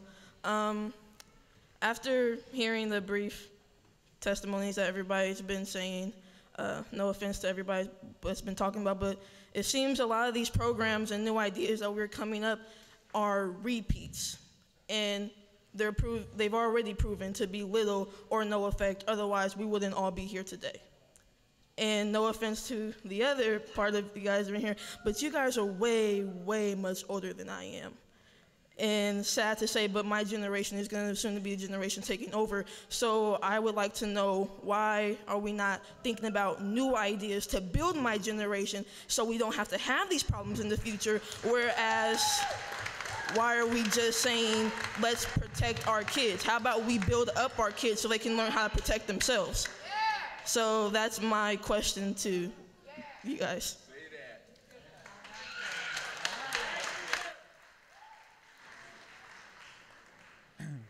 Good evening. I'm Dan Handelman. I'm with Portland Cop Watch. We've been doing our work here in the community for 23 years. We publish a newsletter. And I just want to preface this by saying you asked 7 questions and are giving us 2 minutes to talk. That's not adequate. And I share the sentiment of everybody who feels like the clock was run out by the Bureau. This is not the first community forum where this has happened, but it should be the last. All right? We don't want that happening again. And COAB and COCL, I hope you're listening to the community. So if the police want to build our trust, they should do things like go on homeless immersion so they know what it's like to be a homeless person instead of telling us to go on ride-alongs with the police. They should not tell people when they ask, am I free to go? They shouldn't say, oh, you're one of those, which happened to me. They should appreciate people standing up for their rights. I have to use this time because the Citizen Review Committee, which is supposed to be overseeing police misconduct cases, is having their ordinance changed sometime on May 13th. The Community Oversight Advisory Board hadn't had a chance to look over to see if it matches with the DOJ agreement that we're all here about, the use of excessive force by the police. And unless they discuss it at their meeting coming up on the 9th, the vote on the 13th will be the day before their next meeting after that. So I just feel like these bureaucracies are lining up to stop the community from having the voice that we need. And we have to stop that and we have to change it. Another thing that the Bureau can do, for instance, the Bureau is putting out their directives, what's called their directives. The ones that are out this month for review, we only get 30 days to go through, I would say, probably 45 pages of general orders to find out what they changed. We have to go through it line by line because they refuse to put out a piece of paper that says these are the changes we made since last time. So the Bureau really needs to do a better job of letting us know where they're changing and getting the word out when those things are available and when things are happening that the community cares about. Thank you.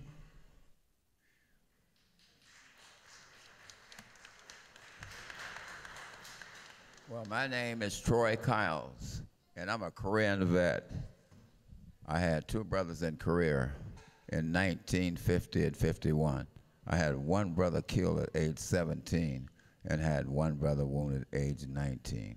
My oldest brother brought my other brother's remains back, and there were 3 other guys on the ship doing the same thing. But what I want to say here, I'm a volunteer. I am a traffic specialist volunteer. I volunteer 7 days a week. 7 days a week volunteering. And I've gotten some help from the police department.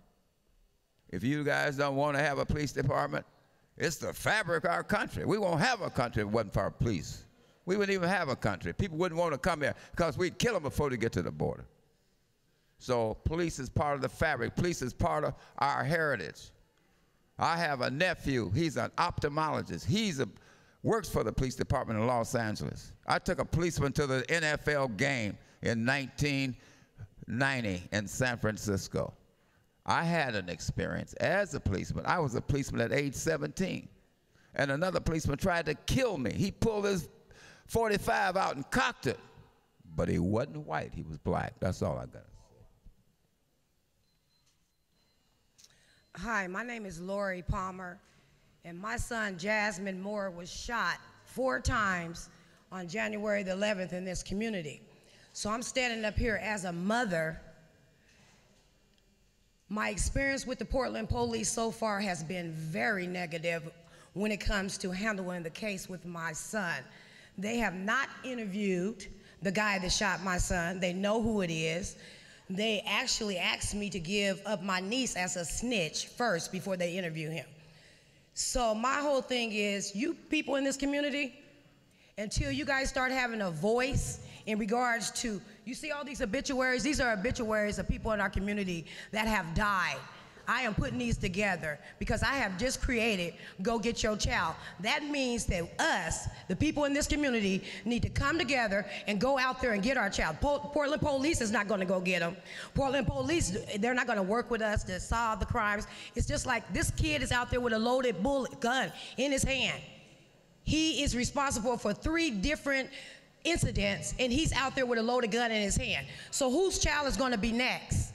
Whose child is going to be next? While we all sitting up in meetings, having meeting after meeting, when the blood is in the street and nobody's going in the street, and then me as a parent, when I'm asking for help, the Portland Police is not helping me at all. And my son, this is my son, Jasmine Moore. I have to go to Emmanuel Hospital and look at him like this every day, while I know that the person that shot my son is running around here free, getting ready to shoot another African-American child. Where's the justice in that? Where is the justice?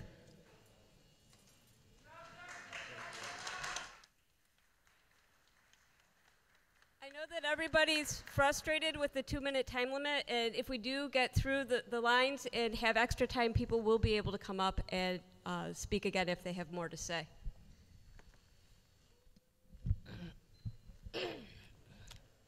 Thank you for the opportunity to speak. What you're hearing tonight is a community that's frustrated.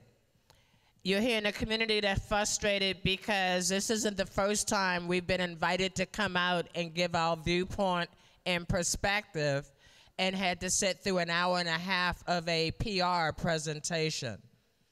It's not the first time we've been asked, really, what is it that you want?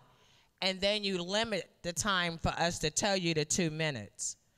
And so there's a disconnect between what you say you want, which is real community engagement, and what you give the community the opportunity to provide.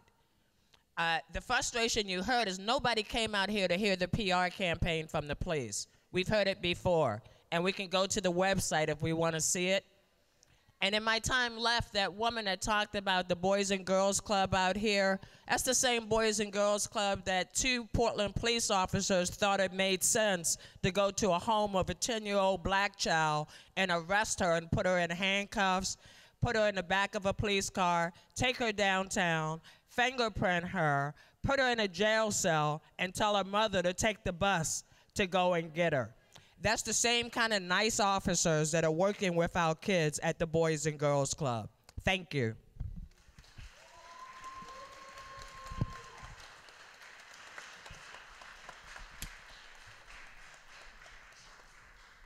So hi, my name is Philip J. Wolf, and I'm a member of COAB. Today that I want to show you that I have a different hat on though. And I've experienced a lot of negativity with the police. I'm deaf, I've got a communication barrier. The police have failed to help me because my experience is just, it's terrible. I have heard you guys, and I'm with you. So I just want to remind everybody that we are here. We are here to listen to your concerns and your experiences and work with, I mean, the COAB is made up of all volunteers, 40 hours a week for 2 years. And we are trying to observe and change the policies here. That's why we're here to help. Are the police perfect? Clearly not. It needs to be improved. There's training. We all know that. It needs improvement. But give us time. It doesn't happen overnight. And so anyway, I just want to thank you again, and I really appreciate you sharing your valid and very important experiences with us. Thank you.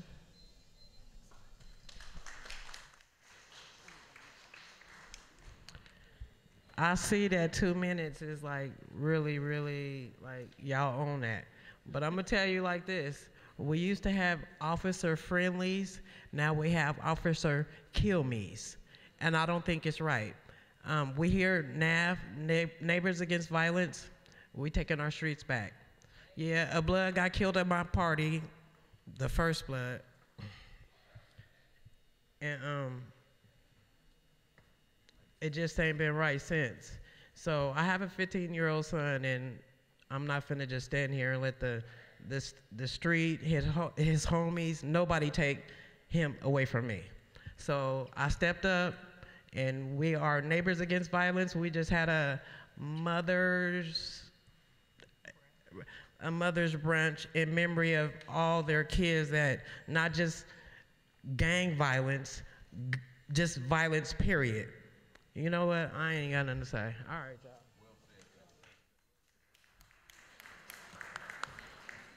I'm Dave Hardesty, minority partner in Consol Hardesty, and Mr. Wolf. I think community outreach, we ought to admit, has a problem set before we can move forward.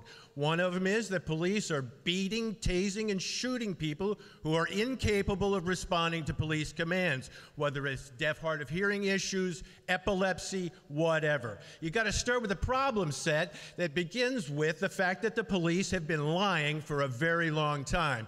They lie in after-action reports, they lie in grand juries, they lie to the city council during the ordinances that they get passed.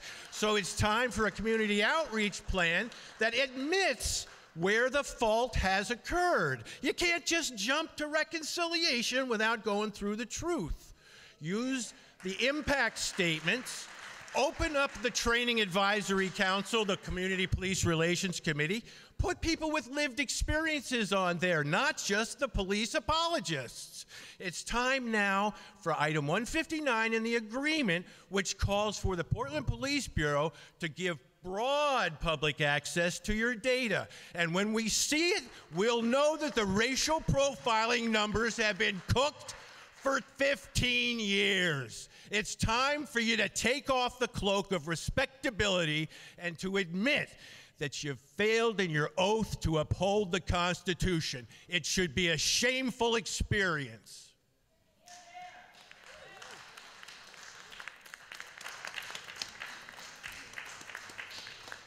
Hello, my name is Vanessa Crawford. I'm a mother of 4. I have 2 black male kids, 24 and 20, who are not felons. But you guys fail to realize that just because the color of their skin, that you guys treat them bad. You guys are humiliating our kids, and it's not fair. You guys have to do something different. You have to do something different. And so I ask you to close your eyes, and when you see a death, look at a human life. Look at a life, not the color of the person that got killed, but at a human life. Look at yourself and see, are you really upholding what you say you're upholding? Because if you are, you have a different effect out there in the streets instead of sitting there in your uniforms and pointing fingers at kids who are really trying hard to do something different. Everybody you look at that has the color of my skin is not a felon.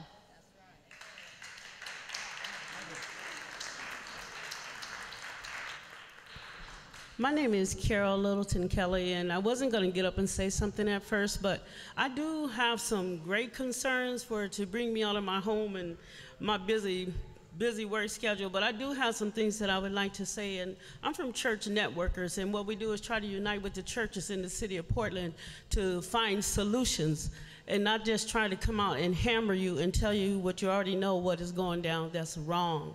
I like to speak into the hearts of men, because what I would really like to know is, what is the problem? Now, everybody is not perfect. Everyone is not perfect. And so what I'm saying, if you have the right kind of heart, I think we've gotten away from it, because it shouldn't be no one killing anyone's children. I have a lot of white friends, Mexican, Indian, it doesn't matter. But when it comes down to killing the children or killing your own people who you serve, that's, to me, is a problem. It's a mental problem. It's an emotional problem. I'm wondering, the people who are hiring our police officers, are they really asking them the questions that they need to ask them? You have to hire people who have a heart for the people. And there's hidden agendas that people within the system, they know who the people they're hiring, the type of people that they're hiring, but they're not caring about it. But what goes around comes around in the world. So if you hire people that you know that have killer backgrounds or are prejudiced or whatever their problem may be, you hiring them to deal with the system, and you're killing our youth off, and everybody knows it's not a secret. So the public are not dumb, and that's why they're angry. And so what I'm saying, what is it gonna take? I wouldn't want police officers' children to start getting shot up because people start to retaliate, and that's the only thing that they know how to do. So as we're trying to work on solutions, we're trying to work with people with the hearts of the people. Well, that's not going to make a difference. But okay, but why isn't it making a difference? You know, we can't go around just killing people, and then you wonder why, okay, I'm African American, why the children are scared of the cops and why they run. Well, why were you running? Well, I would too if I was their age. So what I'm just trying to say, we can work on solutions, stop the lies, be real with the public is not dumb, and come up with some solutions and work on those solutions. I'm going to try this again.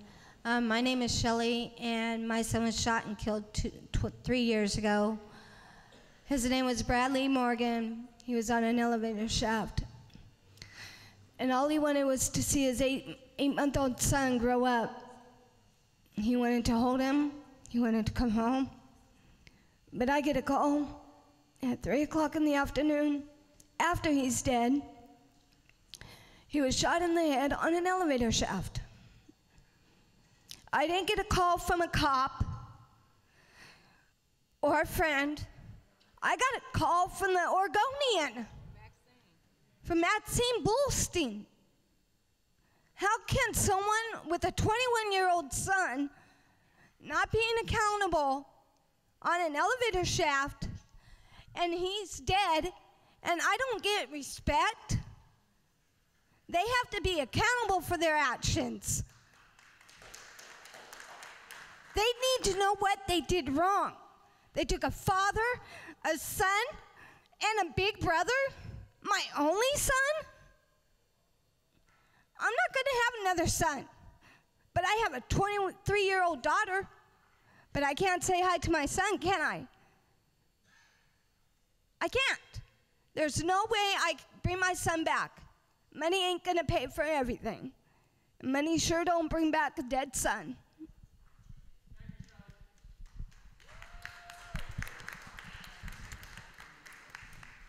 My name's Sarah. This is my first public speaking, so you'll have to excuse me. I'm with Right to Survive. It's a houseless activist group. I just want to say that I'm kind of disgusted by this hearing as well. There needs to be changes made, and nobody can deny that. You can't just shoo a problem away, whether it's houseless or racial or whatever the problem is. You can't just shoo it away or hope it goes away.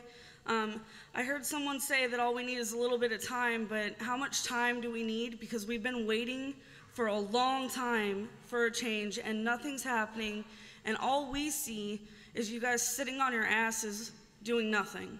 And that's really all I have to say. Thanks, Sarah.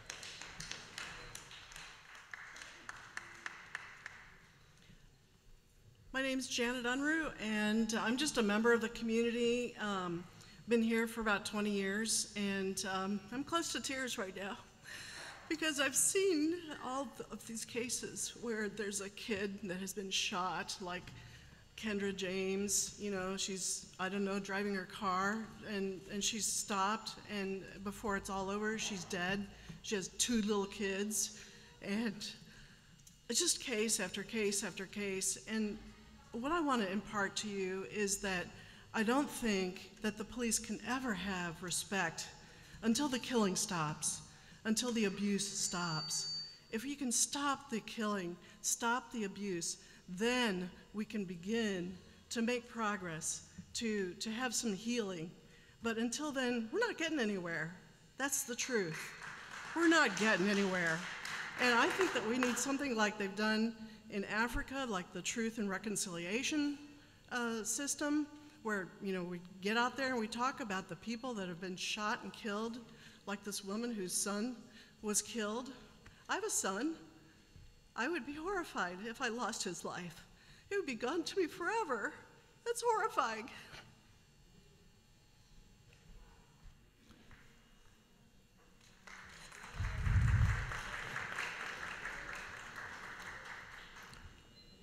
I'm Joe Smith. I'm a tall white guy, old tall white guy. I'm a former district attorney where I gained a great respect for the police. But my remarks are to the members of the COAB. I think it was fair for people to see the first hour plus, hour and a half of this evening as an orchestrated event designed to convince that the police department and the police were doing everything that they should, and they were doing well. It's extremely important for the COAB to remember that you exist because there was a finding that that was not true, that there is more that needs to be done. And until I admit that I am not doing as much as I should, I will never do more to get better. And so we pray that the police will acknowledge, with all the good things that they are doing, there is more to be done. And we're looking for solutions. I'm going to suggest one step that could be taken, that the police could perhaps convince the city council to take. In the judge's order, he says that the city is supposed to come in every year and just say how they're doing and report on it. And the city and the police have said, we don't want to do that. I'll give you one step that would be a big step towards establishing the trust that we need to begin. Say, hey, listen, we are willing to have you look at what we have done so that we will keep our trust to the people.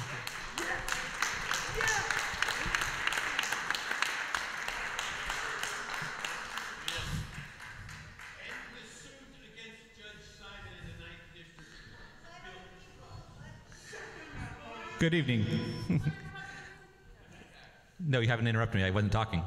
So, however, you are correct. The city, in its asininity, has its city attorneys, people working to tell Judge Simon, we don't want to have to come in and tell you the truth.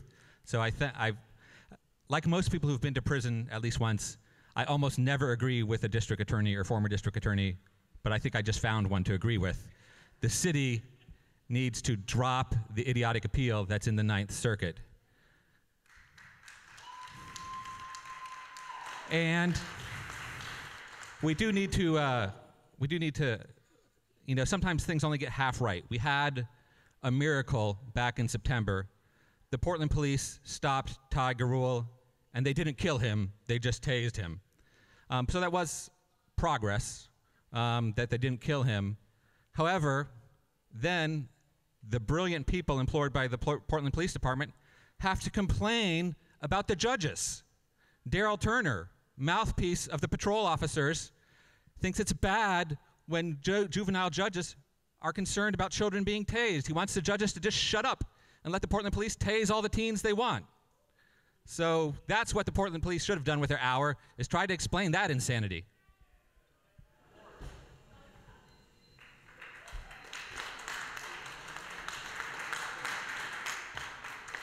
Hello, my name is Camille, and I am born and raised in Portland. And I have a very different experience because I'm the daughter of 2 police officers, okay? And I'm a black woman. So as a young person, what I'm seeing here is that nobody in this room is listening to each other, and that's a problem. Nobody feels like they're being heard, and there's a lot of tension in this room. And I'm not sure, as a young person, what is going to change if we're gonna literally leave this room feeling the way that we do and expect to accomplish anything. I'm concerned because as an older generation, my generation is looking to you all for help because my generation is getting killed, okay? And so I'm wondering, if we're gonna sit in this room and talk to each other like this, what are we hoping to accomplish? I don't have any answers, but I really hope that some of you do.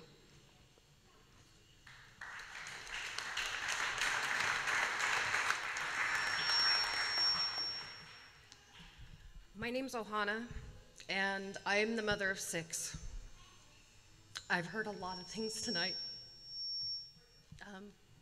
Initially, I came down here just to let you know that I have been fortunate enough to have very positive response with the cops.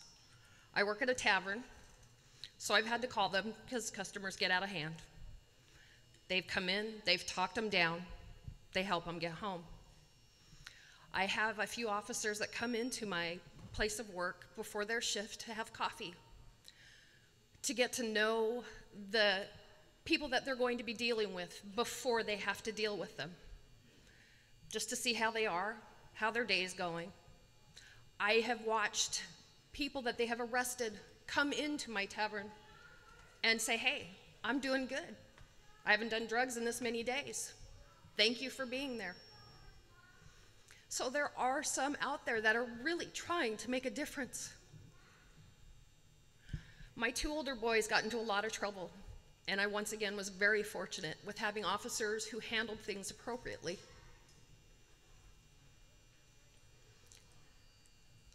I still have 2 at home that are under the age of 18, and I pray to God that the officers that I've dealt with, if they ever, God forbid, they get in trouble, that they have these same officers to deal with.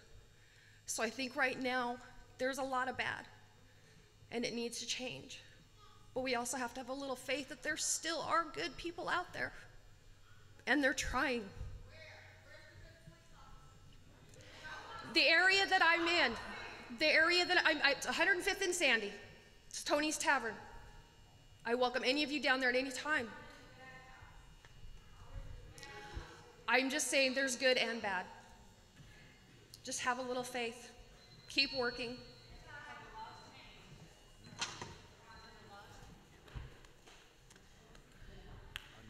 Hi, I just want to be a cultural broker as an interpreter in the Latino community. Something very short. There's a lot of things that I could share, but I have a little grasshopper here with me, so I won't be able to focus and talk as much as I wanted it. But I did went to the Hispanic Chambers of Commerce a couple days ago at the Benson Hotel last Tuesday, and I felt an insult to have an FBI agent to be the keynote speakers and calling themselves a community group, a community organization. And I raised my questions to him, and I said, the Latino community, we are afraid of the police. You know, we don't come to forums like this. We don't speak out because culturally we get killed in Mexico. We get shot.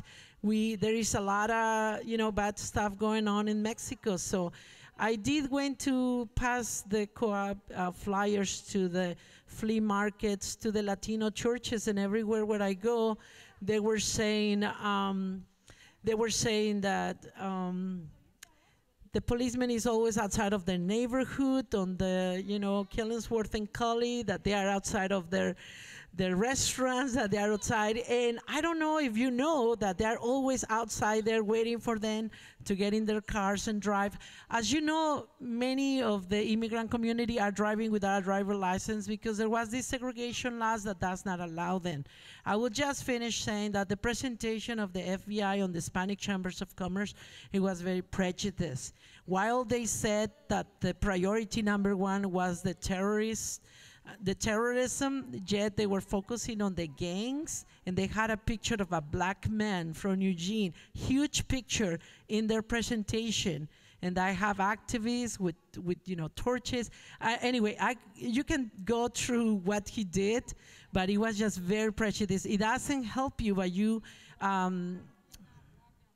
will finish. It doesn't help by you putting pictures of people of color in a negative way when you're talking about crime. Thank you.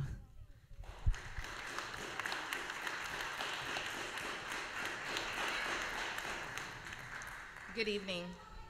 Protect and serve. I am not a police officer. I have not ever been in law enforcement with the exception of I have a partial degree in criminal justice.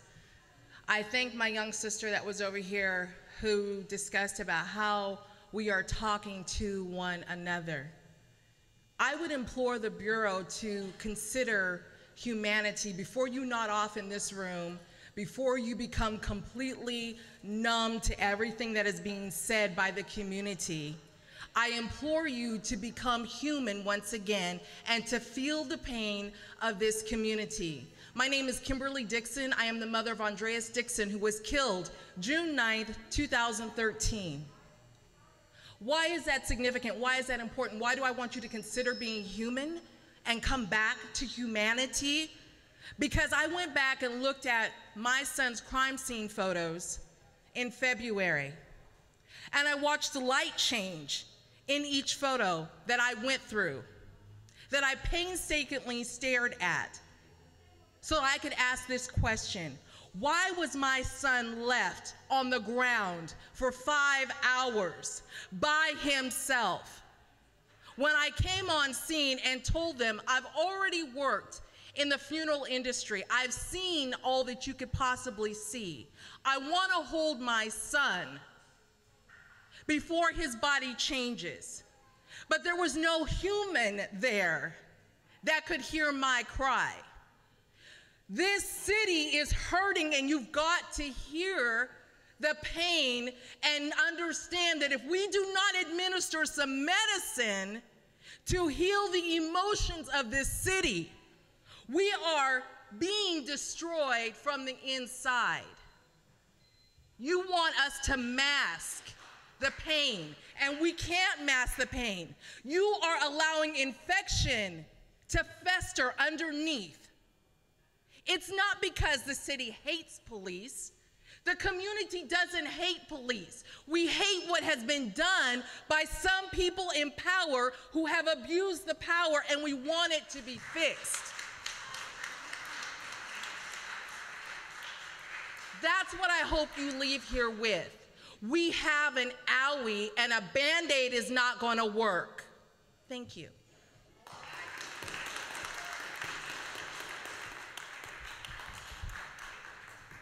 My name's Mal Chaddick, and I'd like to expand upon something that I was speaking with somebody else about earlier, and that was the whistleblowers within the police department and how badly they need our support and our protection. I would like to know that during this process that officers are being also encouraged to come forward and be part of the process to help us understand the inequities of the system. And as a community, I believe I'm safe enough in saying that we would have your back.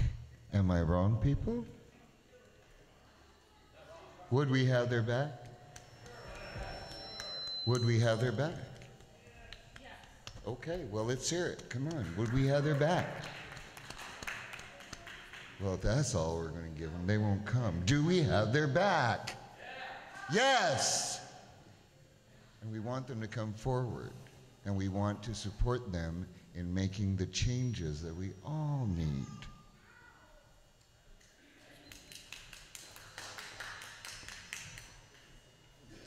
Yes, my name is Randy Morgan, better known as Brad's dad, and he's dead now. And we won't be able to bring him back.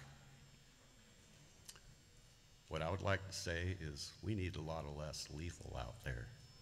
Why engage in people with a 9mm ready to go already out the holsters? Speak up there. Sorry. I don't believe we have a fair and justice system. I've been through court. My issue has been through the grand jury and a jury of 12, and the police were found innocent. They broke a couple laws.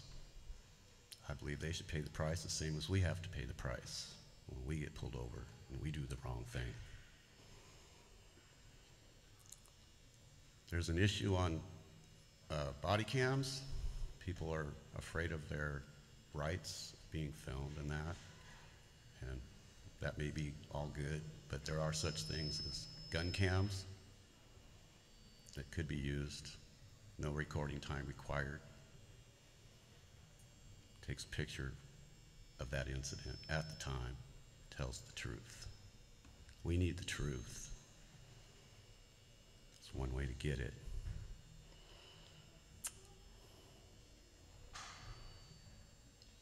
I'd appreciate the Portland Police Bureau of making my son a Superman by the receipts that were put on his body that says he was at Fred Meyer Interstate at 4:15, and the next one from Connects, a quarter mile away, that says he got there in a minute. That would be from Fred Meyer to Connects, a quarter mile away in a minute. That would be the sign for paint, that what never happened.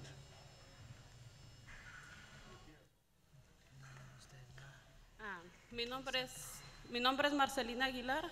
My name is Marcelina Aguilar. Tuve una experiencia hace 8 días. I had an experience a week ago. Yo respeto a los policías. I respect police officers. Tuve mucho miedo. I was very afraid. A las 5:45 de la mañana At 5:45 a.m., me hablaron que se estaban llevando el carro de mi hijo, la grúa. I was called that a tow truck was taking away my son's car.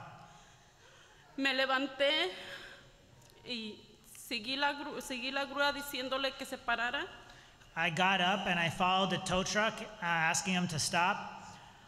Porque el carro tenía el sticker para parquearse en mi apartamento. Because the car had the sticker to park at my apartment. El de la grúa me insultó y le pegó a mi hijo. The tow truck driver insulted me and hit my son. Hablé a la policía. I called the police. La policía no nos hizo caso. The police did not pay attention to us. Le hizo caso al de la ambulancia, el de la grúa. They listened to the tow truck driver. Y me dijo que aprendiera más inglés porque él no me entendía. And he told me that I needed to learn more English because he didn't understand me. Y que estaba yo en Estados Unidos y yo le hablé en inglés y sí me entendía a él. That I was in the United States, but I did speak to him in English and he did understand me. Y que él no me entendía, que me fuera, sino él me iba a arrestar, que nos iba a arrestar a mí y a mi hijo, y ahora les tengo miedo al policía. But that I should learn English better, that maybe he should arrest me and my son. And now I'm afraid of the police. Él puchó a mi hijo, el policía. The police officer pushed my son. Y yo le dije que no lo puchara. And I told him not to push him. Y él me dijo que quién era yo. And he said to me that who was I? Le dije, soy su madre. And I said to him, I'm his mother. Dijo, vete de aquí o te arresto con tú y tu hijo. Y no los tomó en cuenta. And he said, get out of here or I'm going to arrest you and your son. And he didn't pay attention to us. Me vine llorando. I came here in tears. Tuve miedo que mataran a mi hijo con tanto que ha pasado de ver casos así. I was afraid that they were going to kill my son after having seen so many cases like this. Es el único hijo que tengo en este país. He is the only child that I have in this country. Y es el único que me apoya aquí. Y ahora no sé si tengo un problema, ya no voy a tener la confianza de llamarle a la policía. He's all that I have, and now I don't know. I don't trust. If I had a problem now, I don't know if I would call the police.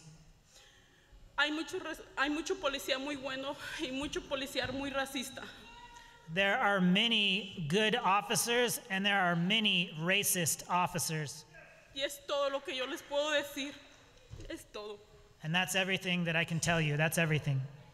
Thank you. Gracias.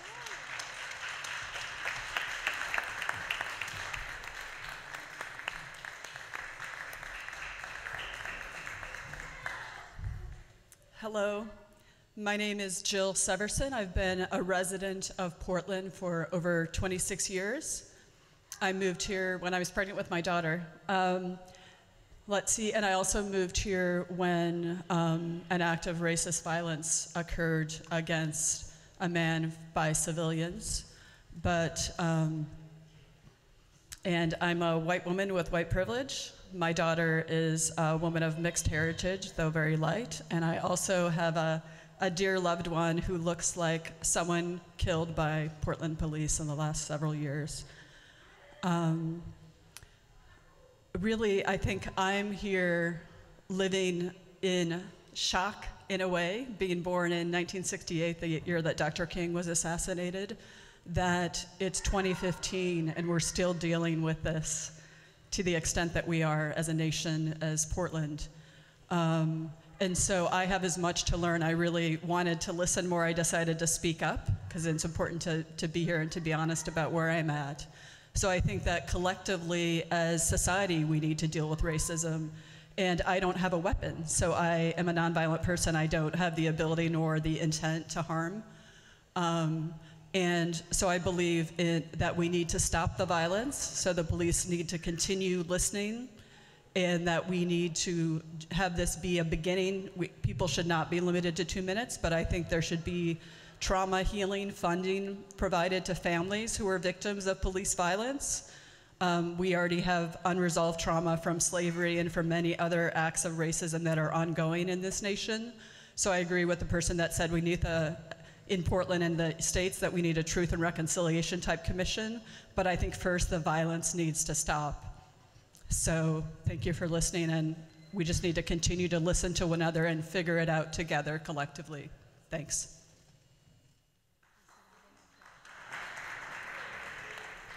I've just been asked to make sure that everybody's aware we do have representation from the Department of Justice here, and the meetings are being recorded. I just want to say one more thing. If my son was alive, he'd at least try to make a difference for everybody. He was 21 years old, and he'll always be 21. You know, I can't bring him back, but we can stop the violence if they would just help and be accountable for their actions. No more paid leaves while they're being under investigation. They need to be accountable for their actions. And I'm sorry that I'm saying this over and over, but I have an 4-year-old grandson and a 23-year-old daughter. I'll never ever have my son again. So what are we gonna do? Let cops shoot our children and then be told not by the cops that they were shot, but have the Oregonian call us and let us know. Where's the respect right there? I want to know who has the respect to call the mother of a child that's just been shot by a Portland cop in the head, laying on a roof. Who's gonna, they need to be accountable for their actions, and they need to call the parent if they shot their son. Use tasers, beanbags. What else can you use? Don't use deadly force. Use a damn beanbag or the stun gun, but don't use deadly force and have someone that doesn't have a child anymore to come home and say, "Hi, Mom." That's all. Yeah, I didn't get a chance to talk about this. Herschel Souls again. I read the grand jury reports back there in Ferguson, and one of the reports was kind of believable, and it was the other Darren Wilson, and his report just was not believable. Now, one of the things that the policeman supposedly said by the other person was that they were told, "Get on the sidewalk, nigger." Now, I don't think that's that unusual coming from a policeman. I think it might be almost commonplace.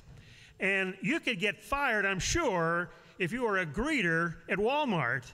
But as a policeman, it's just a matter of routine. They don't treat people with respect. I'd like to mention, they're talking about a taser. I'm not in favor of tasers either. I see that as an excuse for the Portland police to torture people, to get them to do things that maybe they wouldn't otherwise do. I don't believe in torture. I don't believe in tasers.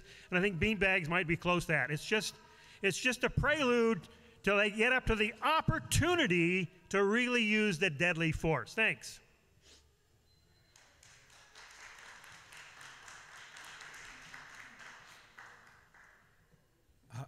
Hi, I'm Dan Handelman. I just want to make sure if anybody hasn't spoken, I'm speaking for the second time. I want to make sure people who haven't spoken get a chance too. And I'm with Portland Cop Watch. And I really want to shout out to the Morgans. I was at part of the trial. And it's really hard for parents, first of all, to lose a child before they pass away, because that's not what's supposed to happen. And second of all, to have to relive what happened to their son and then have the jury not find in their favor was very painful. And so I want to applaud their bravery. We've seen a lot of families that have lost loved ones. On my way here, I had to drive by the memorial to Dickie Dow, who was beaten down at the corner of Fenwick and Lombard. There's a little plaque there that you can see. The Portland Police Association moved their office in next door to that plaque. I don't know how many people know that.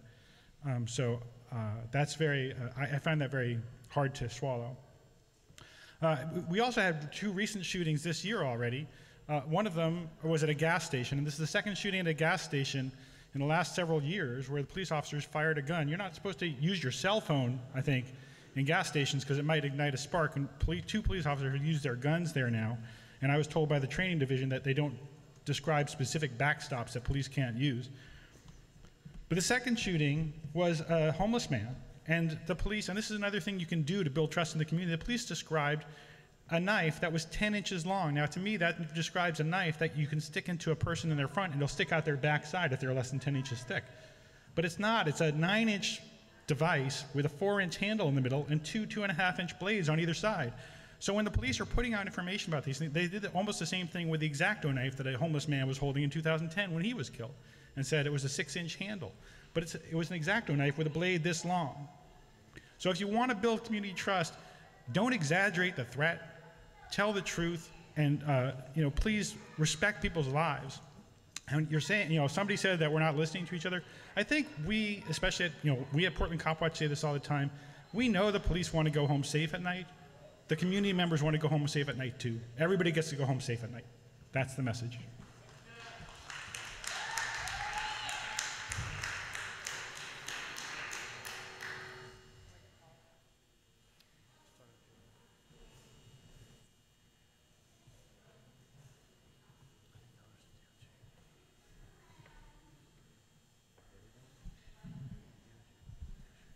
Do we have any more speakers?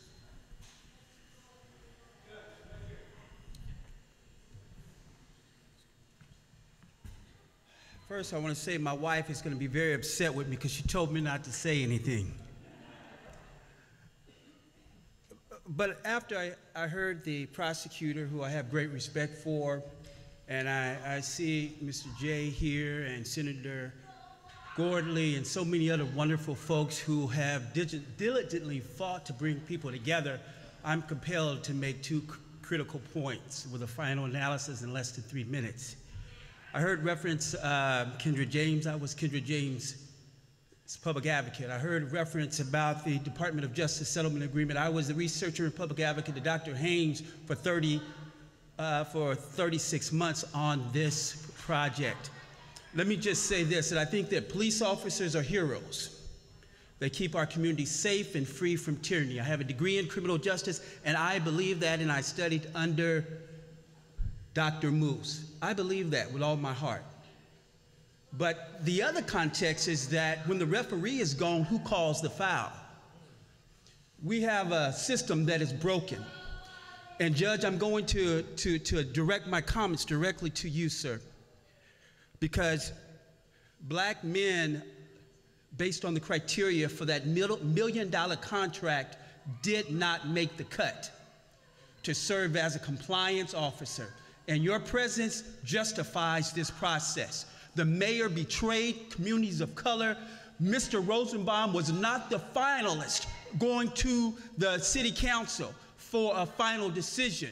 There were 2 men, none of color, that went before the city council to determine who should get the job, and then the guy that didn't make the cut gets the $1 million contracts, that gets to fly in twice a week and collect $20,000 plus a month. We have black men here who have worked to mediate conflicts with black folks and white folks. I don't see the conflict at the community level. I see the conflict at the bureaucracy level, where it's not a representative bureaucracy. This $1 million contract to do this compliance, sir, should have went to a local person that's been on the front line for decades, like Avell Gordley, like Roy J., and like other white men who've worked together to create a shared community. So my question to you and Mr. Rosenbaum is that will you honor the city's aspirational WBMBE goal to make sure that women and people of color are part of this contract, and will you make sure the folks who are part of COAB get a stipend for giving their time over 10 hours, which is the requirement that is declared by the decree. So we're supposed to stick our necks out, work for free, and then allow white men to come in and get $1 million contract when we've been building relationships, working hard for decades? You bring credibility to this. I was at the interview. Rosenbaum did not make the cut. The mayor gave him the contract. That should have went to a community leader.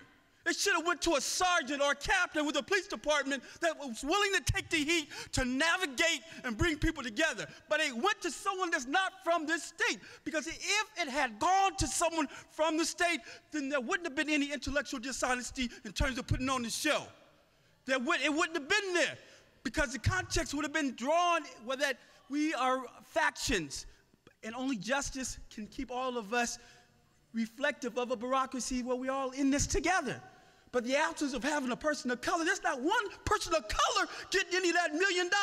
Now, it's not just $1 million, it's also $75,000 per year to be able to what? Have lodging. So that makes it more than $1 million. What about the white man and the black man that's been working together to make a difference? Dr. King said psychological freedom confirms physical freedom. So I don't hear noise. I hear folks saying, I want to be free. I want to believe in our department. I want us to all work together. But when you have intellectual dishonesty done by those who are elected officials, then it must be called out. So today, I have two recommendations to the COAB committee, that you make sure that this man that got the $1 million turned in a timesheet to you. Because no black man could get $1 million and not sit up front and navigate and mediate the conflict and bring a community together. I saw Avell Gordley at the first meeting.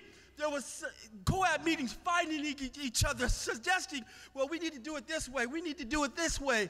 And then he sits there, and when Avell Gordley said, I need your help for guidance, he says, I'm not interested in this. Well, sit it aside and give the $1 million contract to folks who've been fighting for decades. I'm not owned by the mayor, but there are issues. And I've been profiled, I've been targeted. I've carried public advocacy cases on behalf of families whose civil liberties and civil rights have been violated. But I still see officers as heroes. But this process about this $1 million contract and nobody here getting any of the money is not only an insult, but it's an insult to the courageous folks who are here today to give their position. My wife's going to be upset, so that's all I have to say. Thank you.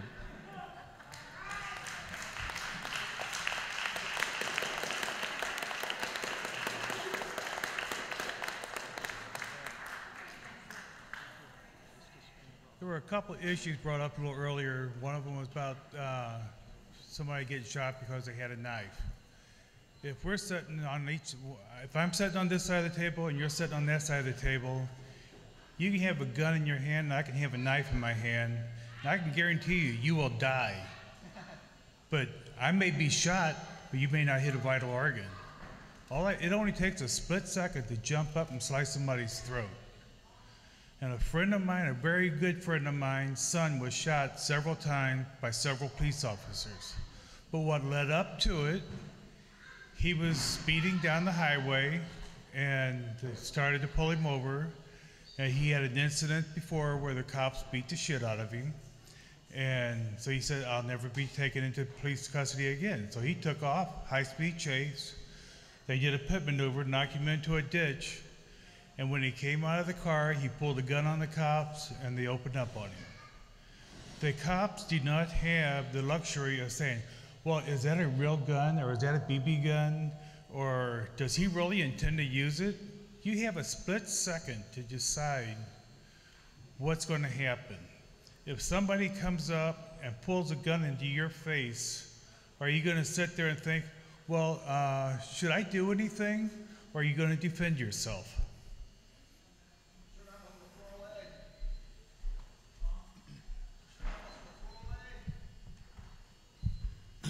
My name is Tom Steenson. I'm an alternate to the COAB board, and I was reluctant to speak tonight, but there's 2 or 3 things I want to address.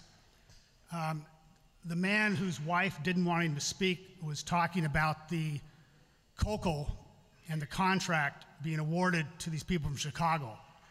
And I had concerns about it when it happened, and I want to share my experience as an alternate over the past 2 months. When the COAB began to meet, alternates were treated equally. We could sit at the table, we could speak, we could work on subcommittees. There were no restrictions on whether we could chair a subcommittee. We could do the hard work that needed to be done. I think it's fair to say that the COCO has decided that some of us, and I think I'm probably one of the targets, knows too much about the police department, is saying too much about the police department, is investigating too much, and wants to do too much. So I no longer, according to the COCO, can speak at the COAB meetings. I can't sit at the table like Senator Gordley. I now have to sit with the public. I don't get to speak, I don't get to participate anymore in the discussion or deliberations. It's true I can't vote, but I think I have something to offer. I also was chosen by the subcommittee on the use of force and compliance as the leader or the chair of the committee. The COCO now has said in another edict that alternates can't serve as leaders or chairs. He also has issued a statement saying that some subcommittees, and I suspect it's the use of force subcommittee, are acting outside the scope of their assignment. The settlement agreement is very broad, and I can guarantee you that we are not acting outside the scope of the agreement. And I can tell the Department of Justice and the city right now that the COCO, if it gets its way, is going to destroy the COAB and reduce the independence it's supposed to have and the ability the COAB is supposed to have to talk to the community and make tough recommendations and investigate the police department to see whether they're complying.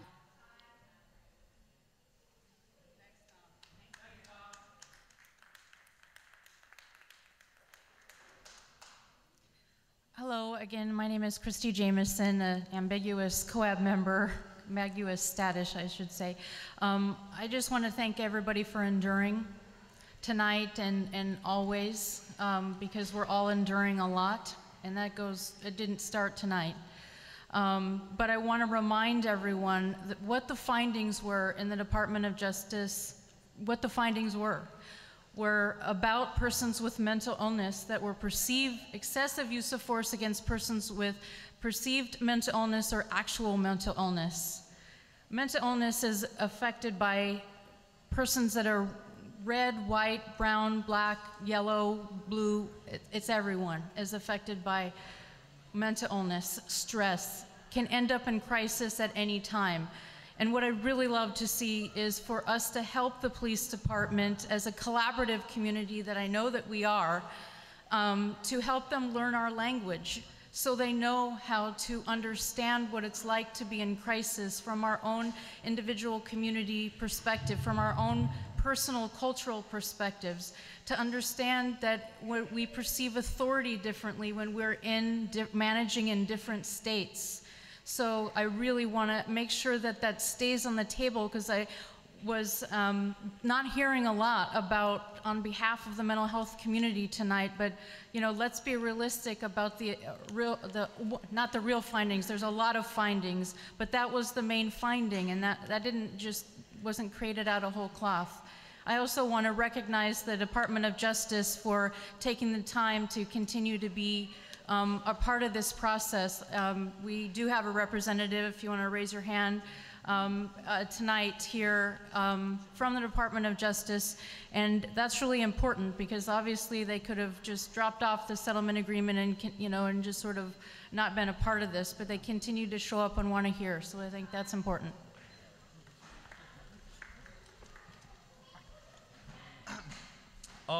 So I would like to let you guys know that after the meeting, the Aztec dancers have come to perform a blessing ritual to bless this whole endeavor.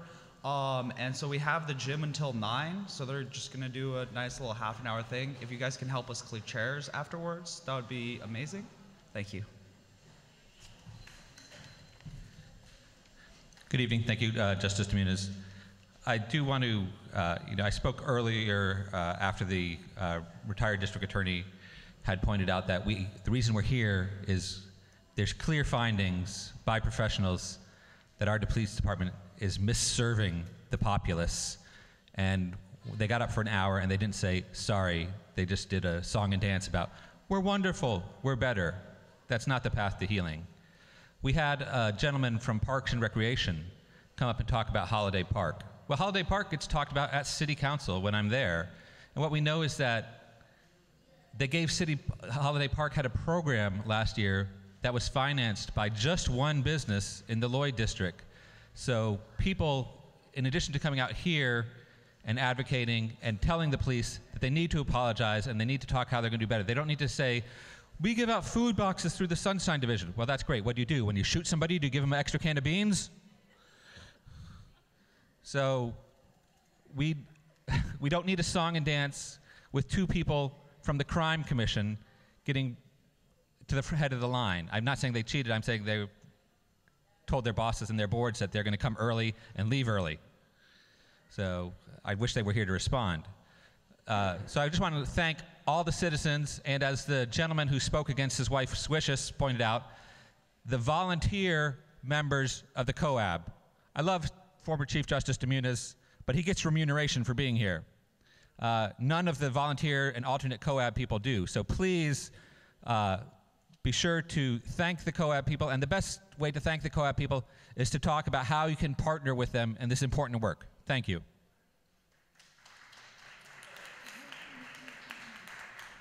I just wanted to address a few comments, and as part of the COCL team, I know that we weren't necessarily the first choice, and we have a lot of work to do to earn the community's trust and to work with them. And I think there's been a lot of different emails and different messages going back and forth, some of it accurate, some of it not. I also want to respond to the man whose wife, who didn't want him to talk. I am an equal partner in Rosenbaum and Watson, and the last time I checked, I did not own a penis. So there are women that are part of this contract. So I want to conclude this by, again, where's the young man who talked about the dancers? Oh, they're here. Okay, good. So I think they can perform in front, knowing we have to be out by 9 o'clock. So but we want to hear them. I want to reiterate and thank you. The COAB is here because of the settlement agreement. The settlement agreement found a pattern and practice of excessive use of force. That's an amazing finding for them to have. That's why we were here, and that's why we will continue this work. I want to thank the members of the public who were here.